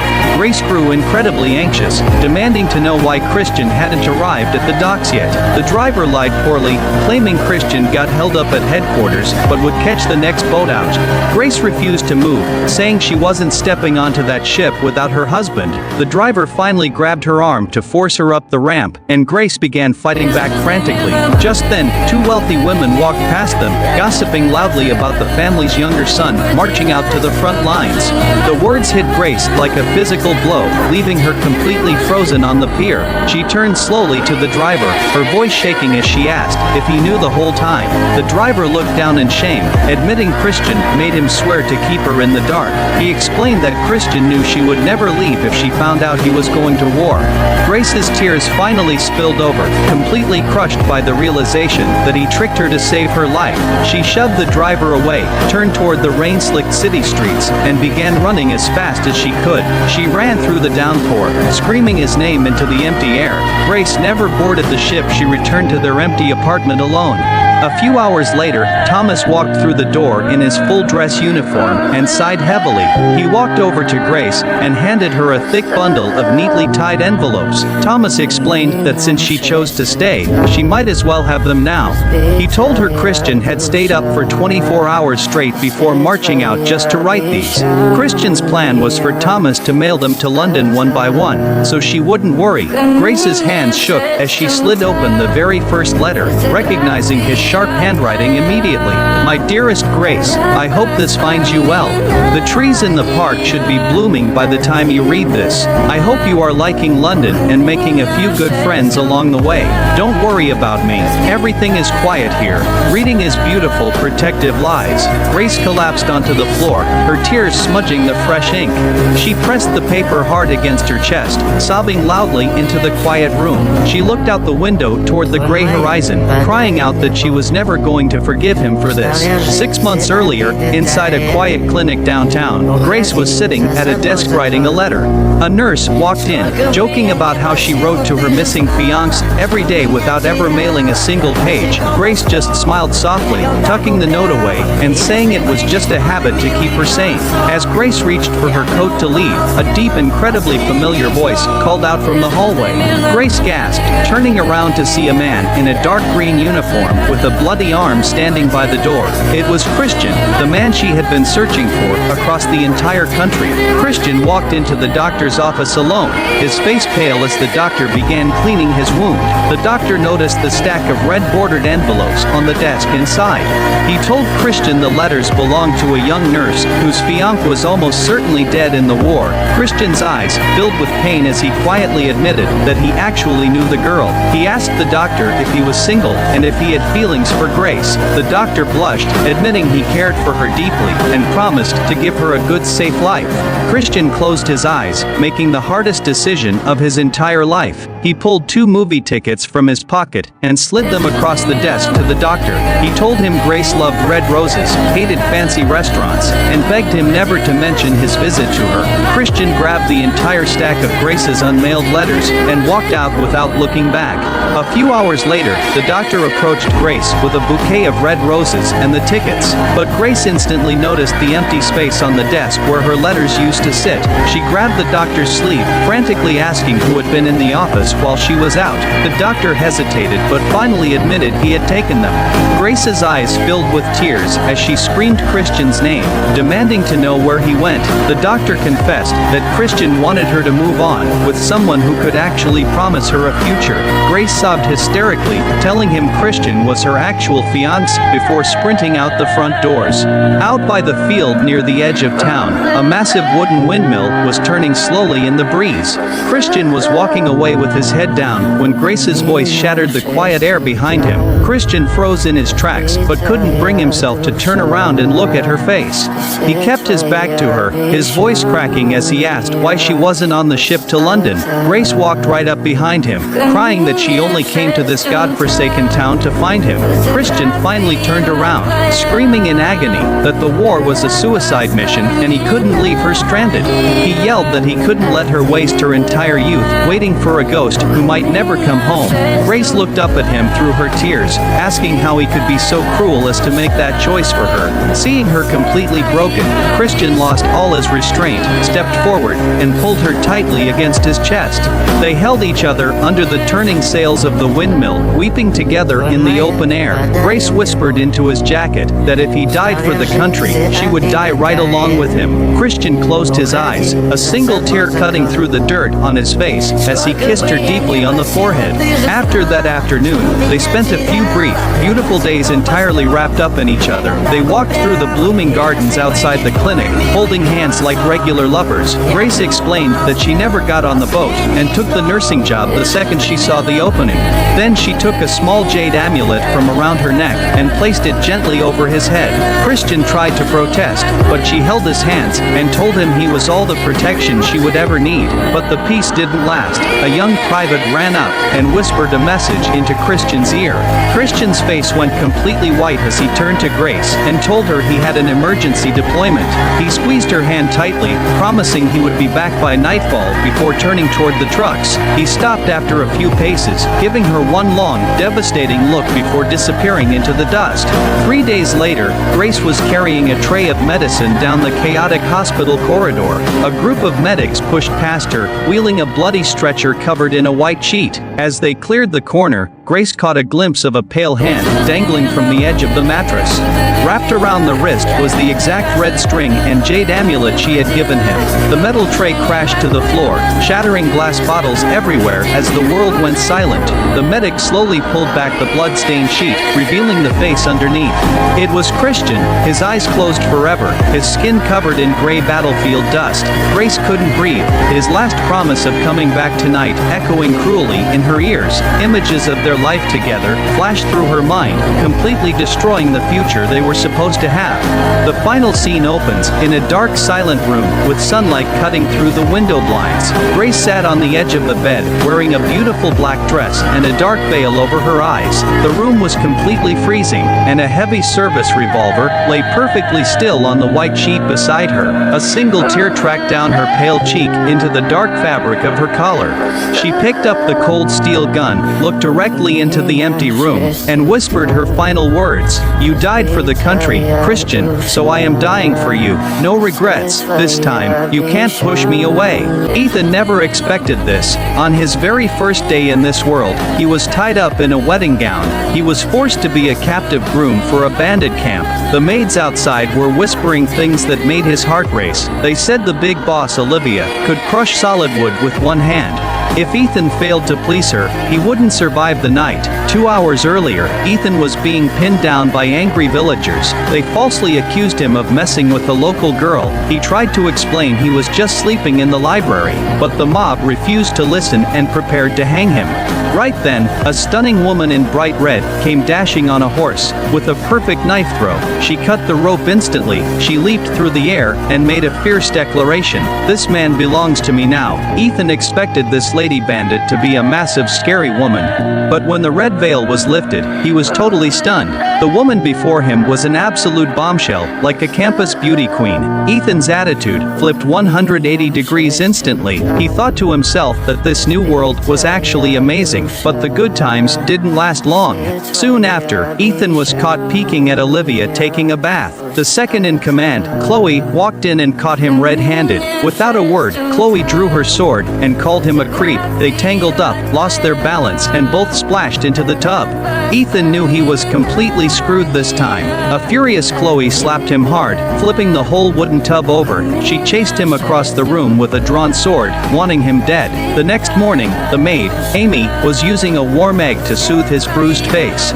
Ethan learned from her that the camp was facing a terrible winter. Food was incredibly scarce for everyone. Even the fierce boss had saved her only egg just for him. As a college graduate, Ethan looked at the sour wild berries in the yard. An idea struck him immediately. These were perfect for making candied fruit skewers. To earn his keep, Ethan went to the camp's small schoolhouse. The rowdy kids showed zero respect to this scrawny new groom. Their little leader, Tyson, even barked that he'd marry Olivia himself one day. Facing the challenge, Ethan just gave a confident smile. He wrote the words "Journey to the West" boldly on the board. He started telling the epic story of the Monkey King fighting the gods. The noisy kids were instantly hooked, begging to know what happened next. Later, Ethan was by the water wheel planning his next business move. An annoying aunt from the camp walked up and started mocking him. She complained that Olivia was wasting time on useless things. She said the food Olivia brought back wasn't nearly enough. Then, a shady merchant named Walter showed up to stir the pot. Walter tried to use the food shortage to force Olivia into marriage. Right at that moment, Olivia made a dramatic entrance in her red dress. She slammed her palm down, shattering a heavy wooden table into pieces. She announced coldly that the leadership belonged to whoever could provide. If we don't have enough food in 7 days, I will step down. To save the camp, Ethan locked himself in the kitchen to work his magic. He boiled the syrup and made the very first candied fruit skewers. When Olivia and Chloe tasted the sweet and sour treat, they were amazed. Amy wondered where the extra sugar came from. Ethan proudly smiled and said it was a trade secret. Once we sell these, we'll be eating steak every single day. A kind villager named Uncle Frank brought Ethan 2 wild chickens to help him heal. Ethan knew Frank had 3 hungry kids at home who barely ate. Yet he still chose to share what little food he had. This pure kindness deeply moved Ethan. He pulled Frank aside and started plotting a big money-making plan. But right after talking big, Ethan had another run-in with his rival. While roasting chicken in a cave, Chloe cornered him again. She held her sword to his chest and ordered him to strip. She forced him to jump into the freezing deep pool behind him. Ethan tried to stand his ground with some dignity, but looking at that sharp, shiny blade, he wisely decided to comply. Ethan splashed into the water, but he didn't come up for a long time. Chloe started to panic, thinking she had actually drowned him. She rushed to the edge of the water to check. It turned out to be a classic trick by Ethan. He suddenly reached out and dragged Chloe down into the water with him. As they were splashing and wrestling around, Amy suddenly walked by. Chloe had to choke Ethan from behind while forcing a fake smile. She lied to Amy, saying she was just taking a hot weather swim. Once Amy left, Ethan thought they were finally even after all the drama, but before he could catch his breath, Chloe's cold blade was back at his throat. She gave the exact same order again. "Take your shirt off." Facing his stubborn sister-in-law, Ethan felt completely helpless. He wondered where his crazy destiny would take him next. Down in the dark cave pool, Chloe shoved Ethan underwater again, calling him a jerk. But when she saw him floating still with his eyes closed, her heart skipped a beat. She panicked, worried she had actually killed the guy. She quickly leaned over to check on him, but Ethan was perfectly fine and enjoying the moment. He thought she was worried and might give him CPR, so he closed his eyes and puckered up his lips, waiting for a kiss. Chloe saw his ridiculous face and realized she'd been played. Losing her temper, she grabbed his neck with a tight grip. She shoved his head right back under the water. Poor Ethan gasped for air, thrashing around wildly. He finally broke the surface, screaming for help. "Wife, save me. Chloe is trying to murder me." He scrambled out of the pool and ran for his life, leaving Chloe stomping her feet. "Ethan, I am going to get you for this." The scene changed to a busy street in Boston. Uncle Frank sat on the steps of a local diner with a little boy eating candy. Frank sighed heavily, looking miserable. "It's been half an hour and we haven't sold a single skewer. The young master is going to be so disappointed." Just then, a mother and her young son walked past. The little boy started crying, pointing at the bright red treats. Frank remembered Ethan's strict instructions from before. "Our recipe is top-notch. 10 cents a skewer is a total steal." The price shocked the mother, but she couldn't say no to her crying kid. She finally gave in and bought one. The boy took a bite and loved it, catching the attention of other kids nearby. Soon, a whole crowd of children gathered, shouting for their parents to buy them one. Seeing the success with the locals, Ethan set up a stand at a nearby art gallery. His painting style was incredibly unique and realistic. He captured Chloe's fierce spirit perfectly on paper. 2 passing ladies stopped and gasped. Furious Chloe, dressed in black, charged out and ripped his painting to shreds. Her sword flashed right against his neck as she screamed. Ethan woke up with a gasp, realizing it was all just a nightmare. It nearly scared the life out of him, but the reality in the city was tougher than any bad dream. Frank was shouting on the street, trying to sell the skewers. A wealthy butler and a few locals walked over to check the price. Frank told them honestly that it was 10 cents each. That answer instantly set them off. Their eyes went wide, and they started mocking him. 10 cents for a few wild berries. Are you doing business or robbing us? Frank tried to explain that it required a special technique, but the crowd didn't buy it at all. "And Yon, who buys this is an idiot. Let's go," they sneered, scattering away. Frank was left all alone, sighing on the street. Meanwhile, back at the art gallery, Ethan met a very wealthy customer. A young gentleman named Julian stopped by the stand. Ethan looked up with caution.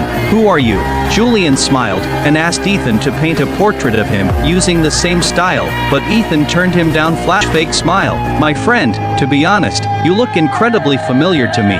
You look exactly like an old buddy of mine. For the sake of our destiny, I will break my rule just for you today." His shameless reaction made Julian burst out laughing. Back at the camp, things were looking pretty grim. In the main hall, the sisters were looking stressed out. Victoria sighed, saying they only had 2 days left to find 30 bags of one day. Chloe sneered back at him. "And what if they don't sell out?" Ethan leaned forward with a smug look made Chloe stare at him with pure rage. But nobody expected what happened next on the streets. The once ignored snack stand suddenly became a massive hit. On the streets of Boston, Frank was shouting for customers. Suddenly, a huge crowd of kids and locals rushed over like crazy. They started buying up the skewers like their lives depended on it. Coins started raining into Frank's hands and cash box. Frank was handing out treats and collecting money with a massive grin. Sitting in the back, Ethan looked completely smug at a furious Chloe. Chloe stood there with a freezing expression. Ethan couldn't help but tease her about her bad attitude. "Look at you, standing there like a grumpy bodyguard. No wonder customers are scared to come over." Frank saw the tension rising and tried to smooth things over. He said his wife wanted some bread, so he excused himself to buy some. Chloe gave Ethan a death stare, warning him not to pull any stunts. Then she turned and walked away. Ethan smiled, feeling victorious now that she was gone. On the other side of town, Julian placed a heavy silver piece on the table. Ethan happily unrolled the finished portrait for him. His 3D drawing technique was absolutely flawless. Julian looked at the artwork and was highly impressed. "The style is unique, but it captures the spirit perfectly. You are an interesting man." Meanwhile, Ethan couldn't wait to bite the silver piece to check if it was real. He let out a greedy, shameless laugh. Julian's bodyguard bowed to him. Julian turned to Ethan with a generous smile. "I really like this painting. Keep the change as a tip." Watching Julian leave, Ethan stared at the money with greedy eyes. "Wow, is this what a rich guy's tip looks like? Awesome." Just then, the real owner of the art stand rushed back. Ethan quickly hid the silver piece in his belt, feeling a bit guilty. The owner thanked him warmly for watching the spot. Ethan waved it off casually, saying it was no big deal. Before leaving, he smoothly stole a few blank canvas scrolls from the table. As he walked down the street feeling proud, a pretty girl named Clara passed by. She dressed in fine clothes and looked at Ethan with deep admiration. It seemed our main guy was getting popular with the ladies again. Ethan handed the other girls gathered around to read the lines out loud. "The clouds are beautiful, the stars carry messages, and the lovers meet." They looked at each other completely confused by the deep meaning. Amber continued reading the rest of the classic poem. "Love is like water," feeling proud. He expected the girls to be completely blown away by his brilliance, but to his absolute shock, the girls just shrugged it off. "We don't really get it. It seems pretty average." Amber felt a bit awkward, but tried to be polite. "Thanks anyway, it is nice. We're going to set off the lanterns now." They quickly hurried away, leaving Ethan standing there completely stunned. On their way out, the girls kept whispering and criticizing his work. "His handwriting is messy, and the poem makes no sense. The kids totally lied about him." "Whatever, it is just a poem, it'll do for tonight." Overhearing this, Ethan felt completely defeated and lost his mind. He scratched his head and started venting out loud. Seriously, they just left like that. No shock, no romance. Is the taste in poetry completely different in this era? My masterpiece just got treated like a middle school essay. After complaining, Ethan heard his stomach growl and let out a long sigh. "Forget it, it is lunchtime. Let's see how Frank's business is doing and get some food." The maid who had hurriedly taken the canvas was Clara. She had just picked up her lady's framed painting from the shop. Right after she left, Ethan was laughing out loud in a nearby alleyway. He looked at the heavy, but Ethan just smirked and insulted the guy's ugly scars right to his face. The crew quickly warned their boss, who hated being mocked. The leader slammed his knife down, furiously asking Ethan to repeat himself. Ethan didn't back down and kept teasing him about being ugly and stupid. Ethan panicked inside, realizing his gamble might fail. It wanted to keep his head. The leader broke into a sweat, instantly dropping to his knees to beg for mercy. The woman didn't want to waste time and coldly told them to get lost, but the three thugs were totally untrustworthy. After taking a few steps back, the leader suddenly turned around and ordered an attack. Strip that girl and break the scholar's legs. As the thugs closed in, the woman prepared to fight again. Suddenly, a loud shout echoed from the entrance of the alley. "Hold it right there." It was Frank, the old servant, charging in with a massive broom. He started off with a powerful kick, sending the front thug flying back. Then Frank swung his heavy broom with perfect coordination. He knocked out the remaining thugs effortlessly within seconds. Finally, he landed a painful blow right between the leader's legs. The leader collapsed to the ground, groaning in agony. The watching crowd broke into loud cheers and applause. Frank pointed his broom at the beaten thugs and yelled at them fiercely, "How dare you mess with the members of our camp? Get lost." Ethan watched in total shock, amazed by Frank's hidden fighting skills. The thugs scrambled away in pain, realizing they had picked the wrong fight. But the woman sat at the table, eating snacks and questioning Ethan suspiciously. She wondered why the thugs would target a broke scholar like him. Ethan just casually sipped his tea without answering. Suddenly, Frank ran over with excitement, dumping a big bag of money onto the table. He praised Ethan endlessly for his brilliant candied fruit idea. "Young master, you are an absolute genius. The moment I showed the snacks, the crowd went wild for them. My batch sold out instantly, and we made a fortune already." Frank explained that another worker was still selling the rest on the street. He had only come back because he was worried about Ethan's safety. The woman looked at the pile of cash completely speechless. Then Frank's expression turned serious, warning Ethan to stay honest. He said they shouldn't be doing anything illegal to make money. Ethan sighed and explained that the money was entirely legit. He had earned it by doing a realistic portrait for a rich client. Frank was even more shocked, his eyes wide open. Painting, one portrait made $10, that's insane. After the shock, Frank immediately became super loyal to Ethan, promising to follow his every command. Ethan just tapped his shoulder, telling him to keep it low-key. The woman watched Ethan, starting to change her mind about him. She realized this guy actually had some real talent, but before they could enjoy the moment, Clara rushed into the room panting. "This is bad. You need to get back to the camp right now.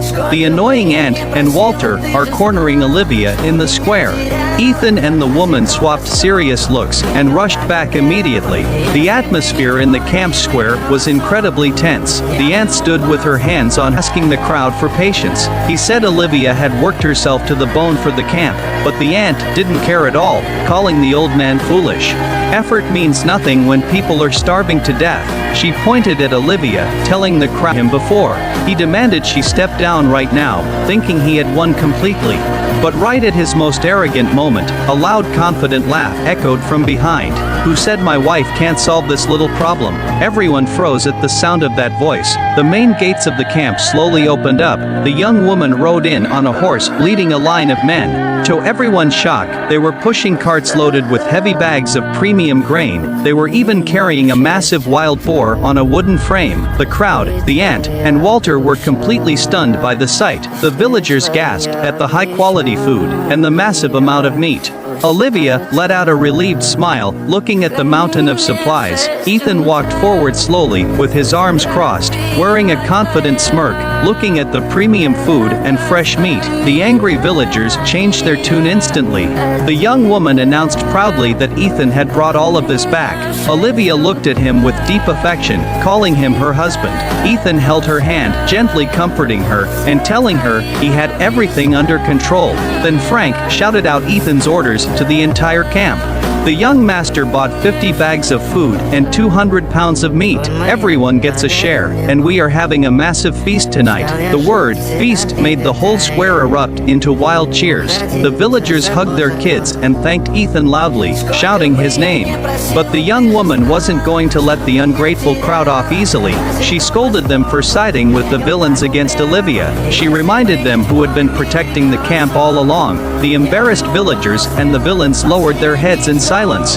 Ethan walked up to Olivia and apologized gently for being late. Then he turned around sharply, facing the villains with absolute authority. It's just 50 bags of food. My wife didn't even need to lift a finger. I can get this easily. Don't you dare push my woman around. His powerful presence completely intimidated the entire crowd, but Walter wasn't ready to give up his plan just yet. He sneered and called Ethan a weak pretty boy who only knew how to talk big. He challenged Ethan to bring all 50 bags forward right now. If you actually have all the food, I'll take your last name. But if you fail, you will crawl between my legs and leave this camp forever. Facing the insulting bet, Ethan just laughed at him like he was a clown. He asked the entire camp to witness the wager, his eyes locking onto Walter. I accept your bet. Just make sure you don't regret it later, Walter. The ant encouraged Walter to go through with it, calling Ethan a bluffer. Ethan ignored their insults, refusing to waste any more words on them. He took a deep breath and shouted toward the gates at the top of his lungs. Chloe, Frank, stop hiding and bring out the goods. Undercurrents were brewing in Longy Camp today. Chloe was complaining to her mother with a heavy heart. She felt her brother-in-law completely ignored her. Her mother immediately offered a clever plan. She told Chloe to bring him breakfast every single morning, show him some real warmth and care starting tomorrow. Her mother even promised to teach her a few secret moves, guaranteed to make her husband look at her in a whole new light. Meanwhile, the brother-in-law, Ethan, just stepped out of his room. He took a massive stretch and muttered to himself. He thought his sister-in-law's back rubs were pure magic. It felt like his entire nervous system had just been unlocked. Turning around, he quickly ordered his maid, Harper, to put away a painting. He wanted it locked securely in the study desk drawer. He repeatedly warned her never to let the second young lady see it. Harper nodded along, but the second Ethan left, curiosity got the best of her. She secretly unrolled the canvas and stood there completely frozen. The painting showed a breathtakingly beautiful woman who looked completely alive. In another room, Chloe was doing her makeup. Her mother rushed in excitedly to drop some urgent gossip. People coming up the mountain said the top models in New York were asking about Ethan.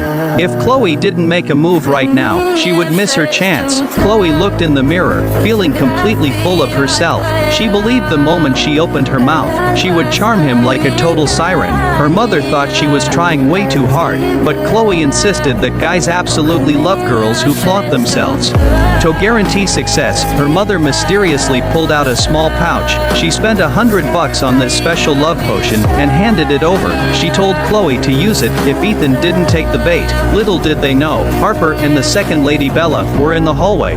They were keeping a deadly serious eye on Chloe's every move. Harper whispered to Bella that Chloe was definitely up to no good. Bella gritted her teeth in pure anger. She said, if Ethan actually fell for someone like that, she would gouge his eyes out.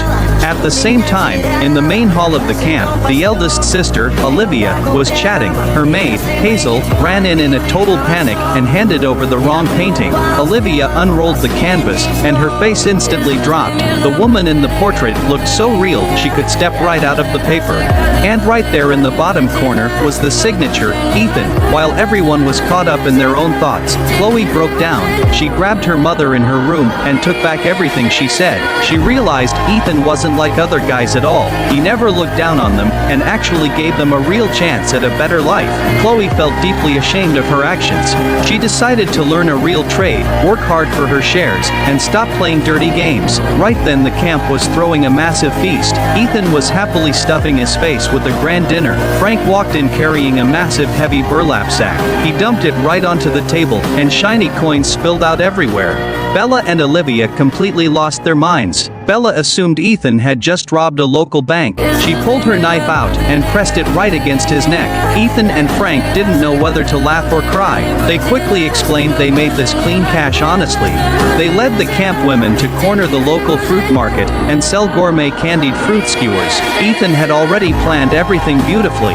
He monopolized all the fresh fruit supplies in the surrounding towns. This forced their cheap copycats, the Miller family, family to buy raw materials from them at a premium. Ethan proudly announced something big to the crowd. Everyone sitting here, and everyone who helped out was now a partner in the company. They would all get annual profit cuts. With that single move, Ethan's respect in the camp hit an all-time high. Once the air cleared, Ethan was in the yard teaching everyone how to brew syrup. He kept reminding them to keep the flame nice and low. Chloe, now looking deeply reformed and dressed very simply, walked over. She brought a bowl of sweet syrup made from fresh morning dew. She offered it to her brother-in-law with pure love in her eyes. Ethan kept turning her down, and as they pushed back and forth, the syrup spilled all over him. Chloe panicked and rushed to wipe him down with her handkerchief. She lost her footing and fell straight into Ethan's arms. Luckily, Bella showed up just in time and yanked Chloe back. Harper's sharp eyes caught something immediately. She noticed Chloe holding a very flashy pouch embroidered with lovebirds. In a moment of sheer panic, Chloe let the truth slip. She admitted she spent 3 straight days and nights sewing it. Olivia couldn't take it anymore either. She stepped forward and harshly scolded Chloe for being completely shameless. Chloe's mother saw things going south fast and dropped straight to her knees. She started crying her eyes out to gain some sympathy. She sobbed about how a lonely mother and daughter just wanted to survive in a tough world. She claimed Chloe was just completely starstruck by Ethan. Seeing the situation spiraling out of control, Ethan put a hard stop to it. He gathered everyone and moved the whole crowd inside the house. Once they got indoors, the awkward silence was completely suffocating. Ethan decided it was time to pull out his ultimate trick. He called Harper over right in front of Olivia and Bella. With a perfectly straight face, he started talking absolute nonsense. He claimed he wanted to teach Harper a special custom from his hometown. He called it the cheek kiss, greeting used to show the highest form of gratitude. He tapped his own cheek with his finger, signaling Harper to give him a peck. Meanwhile, right next to him, Bella's fists were clenching super hard. Olivia was staring at him with a terrifyingly polite smile. Trapped right in the middle, Ethan had to keep going. He kept winking and making ridiculous faces to save the moment. The entire scene turned into an absolute legendary train wreck. What a joke, brewing liquor out in the yard in broad daylight. What kind of crazy project was Ethan cooking up now? It turns out he was using bamboo tubes and a custom distillation rig. He was literally making pure, modern moonshine alcohol from scratch. The rich aroma of liquor instantly spread across the yard. It caught the attention of Olivia, the camp's second in command, and Harper, the chief, and Frank just stood there completely blown away. Ethan proudly swirled the bowl in his hand and explained the situation. He told them this stuff was called pure alcohol, and it was the top secret ingredient needed to make their ultimate bug repellent. Frank was sitting nearby, drooling over the intense scent like a total addict. Ethan quickly warned him to step back. He told him the stuff was way too strong and absolutely not for drinking, but Frank refused to listen to the warning. He insisted on taking a massive gulp to prove a point, and the result, the second it hit his throat, Frank's eyes popped out like saucers. He yelled out about how good it was. Before he could even finish his sentence, he went completely stiff. He fell straight backward with his legs in the air, completely passed out drunk. Ethan shook his head in total disbelief. Great, now their main muscle was completely out of commission. Ethan clapped his hands and asked Olivia to help him out. Olivia stood there looking all proud and a bit reluctant to move, but nobody saw the real wild card coming. Right during the quick chat between Ethan and Olivia, Harper saw her window. She snatched the remaining alcohol off the table. Without saying a single word, she chugged the entire thing in one go. Ethan turned around, and his eyes almost popped out of his head. A huge guy like Frank went down after one sip. Yet Harper looked so delicate and just drank high-proof alcohol like tap water. Ethan's mind was absolutely racing. He couldn't believe this wild girl just downed the whole cup. Frank passed out instantly, but she was somehow still standing on her feet. However, Harper didn't last more than 3 seconds. The alcohol hit her system like a truck. Her eyes went completely blurry, her body tilted, and she collapsed softly into Ethan's arms. Ethan complained out loud, but he caught her perfectly. He couldn't help but think to himself that she felt incredibly soft. Meanwhile, just outside the cold walls of the mayor's mansion, 2 shady spies were lurking. They were peeking over the top of the wall. They got a perfect view of everything that went down in the courtyard. They quickly scrambled down to report back to Mr. Miller, who was waiting nearby. The spy started delivering his report report with massive exaggeration. He told Mr. Miller that the entire yard smelled like a brewery. He mentioned the big guy named Frank was completely knocked out. Worse yet, Ethan was allegedly getting cozy with his sister-in-law in broad daylight. He claimed the entire place was a chaotic mess. In the spy's eyes, Ethan was just using alcohol as an excuse to hit on women. Mr. Miller burst into a loud, arrogant laugh after hearing the news. He thought Ethan was some kind of brilliant mastermind before.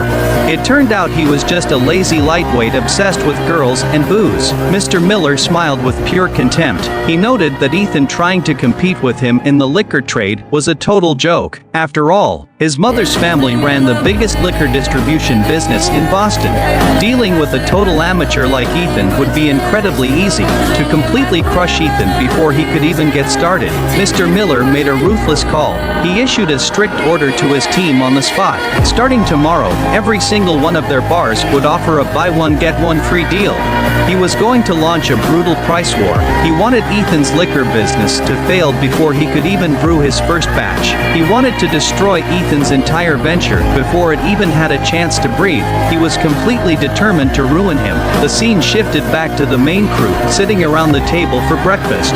Ethan pulled out a detailed shopping list and handed it over to Olivia. He told them to grab all the raw materials needed to make the bug spray.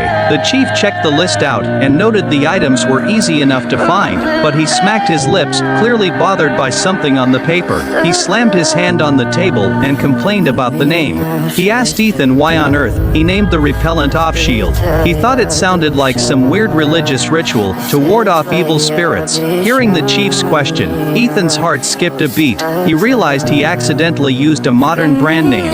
But Ethan was the absolute king of smooth talking. Without breaking a sweat, he slammed his hand down and stood right up. He locked eyes with the chief and switched into total salesman mode. He claimed the name meant the formula combined the essence of 6 natural herbs. He said it felt like having 6 guardian angels protecting your body.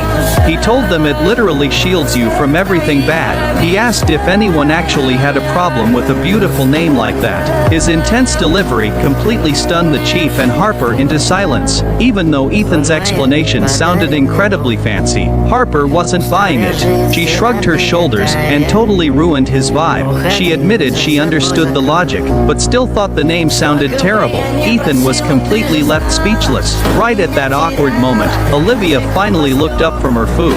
She put her silverware down and offered a gentle suggestion. She said they should call it Mystic Dew instead. Told him that he just wanted an excuse to go eat some sweets himself. Ethan playfully tapped her on the head. A little later, Ethan and Harper arrived at the busy commercial district. They stood right in front of the main company store. Harper ran toward the entrance like a happy kid. She told Ethan to wait outside for a second while she bought the treats. But just a few seconds after Harper stepped inside, disaster struck. A few masked kidnappers rushed out from a dark alleyway. They caught Ethan completely off guard from behind. Before he could even make a sound, they covered his mouth. They snatched him off the street with absolute precision and vanished into the crowd. Moments later, Harper walked out holding 2 fresh bright red fruit skewers. She called out for her brother-in-law with a big smile on her face, but when she looked up, the sidewalk was completely empty. Ethan was nowhere to be found. Harper instantly panicked and started searching through the crowd. No matter how loud she screamed his name, there was no answer. Realizing something terrible had happened, her face went totally pale. The fruit skewers dropped out of her hands and hit the ground. She burst into tears and cried out in absolute despair that he was gone. Night fell, and the camp was completely silent. Harper was curled up on the porch steps, looking totally drained. Tears kept rolling down her face as she blamed herself for being careless. She kept saying Ethan wouldn't have been taken if she had stayed with him. The chief and Olivia stood nearby with incredibly grim expressions. Harper kept crying about how tomorrow was the big holiday, yet they had no idea if Ethan was even alive or where he was being kept. Olivia's older sister asked her if she should take the crew down the mountain tonight. Olivia held the grip of her sword and stayed silent for a long time. Honestly, she originally planned to let Ethan leave after a while anyway, but she never expected expected him to do so much for them. He had basically carried the weight of the entire camp on his shoulders lately. Losing him hurt her deeply, but she knew they couldn't just rush in blindly. She took a deep breath and quietly turned down the offer. She told everyone to go get some rest and stood alone in the dark yard looking lost. While the entire camp was mourning his loss, the camera cut away. Poor main guy was actually sitting inside a lavish club in the middle of New York's red light district. The place was glowing with bright neon lights and packed with wealthy high rollers. Ethan stood right in the center of the lounge, completely stunned by the view. He screamed in his head about how insane this vintage nightclub looked. He realized he never even visited a luxury spa back in the modern world, yet here he was, getting a full tour of a high-end historic venue. While Ethan was lost in thought, the club manager walked over with a fake smile, but she wasn't interested in Ethan at all. She was focusing on the wealthy man in the expensive fur coat standing right next to him. She waved her handkerchief and greeted him warmly. She mentioned it had been a really long time since his last visit. Hearing her call him Mr. Vance, the man leaned over to Ethan. He whispered that Vance was just his local alias for the night. Ethan nodded along as the truth clicked in his mind. The manager kept up the sales pitch. She was performing soon. He decided not to disturb her backstage. The manager happily led the two men upstairs to their private lounge. Inside the luxury suite, a few local writers were drinking tea and talking big. One of them waved his fan around, looking completely entranced. He started reciting a beautiful poem about love lasting across time and distance. He kept praising the lines as absolute perfection. Sitting right next to them, Ethan stopped pouring his tea for a split second. A very smug, amused look crept over his face. The country, but never heard of this guy before. They wondered what kind of genius could possess that level of talent. Meanwhile, the actual genius sat right there, taking a slow sip of tea and keeping quiet. He wondered what Mr. Vance's real motive was for bringing him here. On the main stage, a woman was elegantly playing an instrument and singing. The entire audience was completely mesmerized by her performance. Marcus kept praising her from the side. But Ethan's face completely changed the moment he listened to the lyrics. The woman got absolutely terrified by his aggressive behavior and tried to pull away, but Ethan wouldn't let go. He kept screaming questions about smartphones and Wi-Fi, demanding to know if she was from the future. The security guards and the manager finally had enough. They swarmed the stage and pulled him off her. The crowd started yelling at him for ruining the show and acting like a creep. Dragged him away. At the preliminary rounds of the Boston Poetry Competition, a local prodigy just finished his piece. He stood there looking incredibly confident, waiting for the judges' praise. He honestly believed he already secured the win for the day. But he didn't expect Ethan to remain completely calm next to him. Ethan stepped up and calmly delivered his lines. His words about flying against the wind and looking down from a high chilly castle blew everyone away. A lady dressed in a red gown immediately wrote down the verses on fine paper. The prodigy walked over to read the transcript, and his face turned pale. He instantly realized he was dealing with an absolute master. He tapped his friend on the shoulder and admitted defeat. He confessed he had been completely blind to Ethan's talent, but the real shockwave hit a second later. The crowd noticed the signature at the bottom read Ethan. The entire venue instantly erupted into chaos. People started screaming that this was the legendary poet who wrote the viral hits. Every single young lady in the room completely lost her cool. They rushed forward, waving party invitations and trying to hand them to Ethan. They kept begging him to come over for tea and discussions tomorrow. Ethan got completely swarmed in the center of the room with zero escape routes. Seeing the crowd spiral out of control, Ethan tried to wave them off. He kept shouting that he was busy and needed to get back home tomorrow. Right at that moment, Olivia stepped through the crowd in her dark outfit. She placed a firm hand on his shoulder. Before anyone could react, she leaped into the air, carrying Ethan straight through the roof opening. The sudden flight terrified Ethan, who had no athletic skills whatsoever. He squeezed his eyes shut mid-air and screamed for Harper to save him. The scene shifted over to the Miller family's business headquarters. Under their massive corporate sign, the accountant was furiously clicking away on a calculator. The young heir was lounging back in his chair, waving a fan around. He was feeling great about his strategy, assuming he could easily bankrupt Ethan.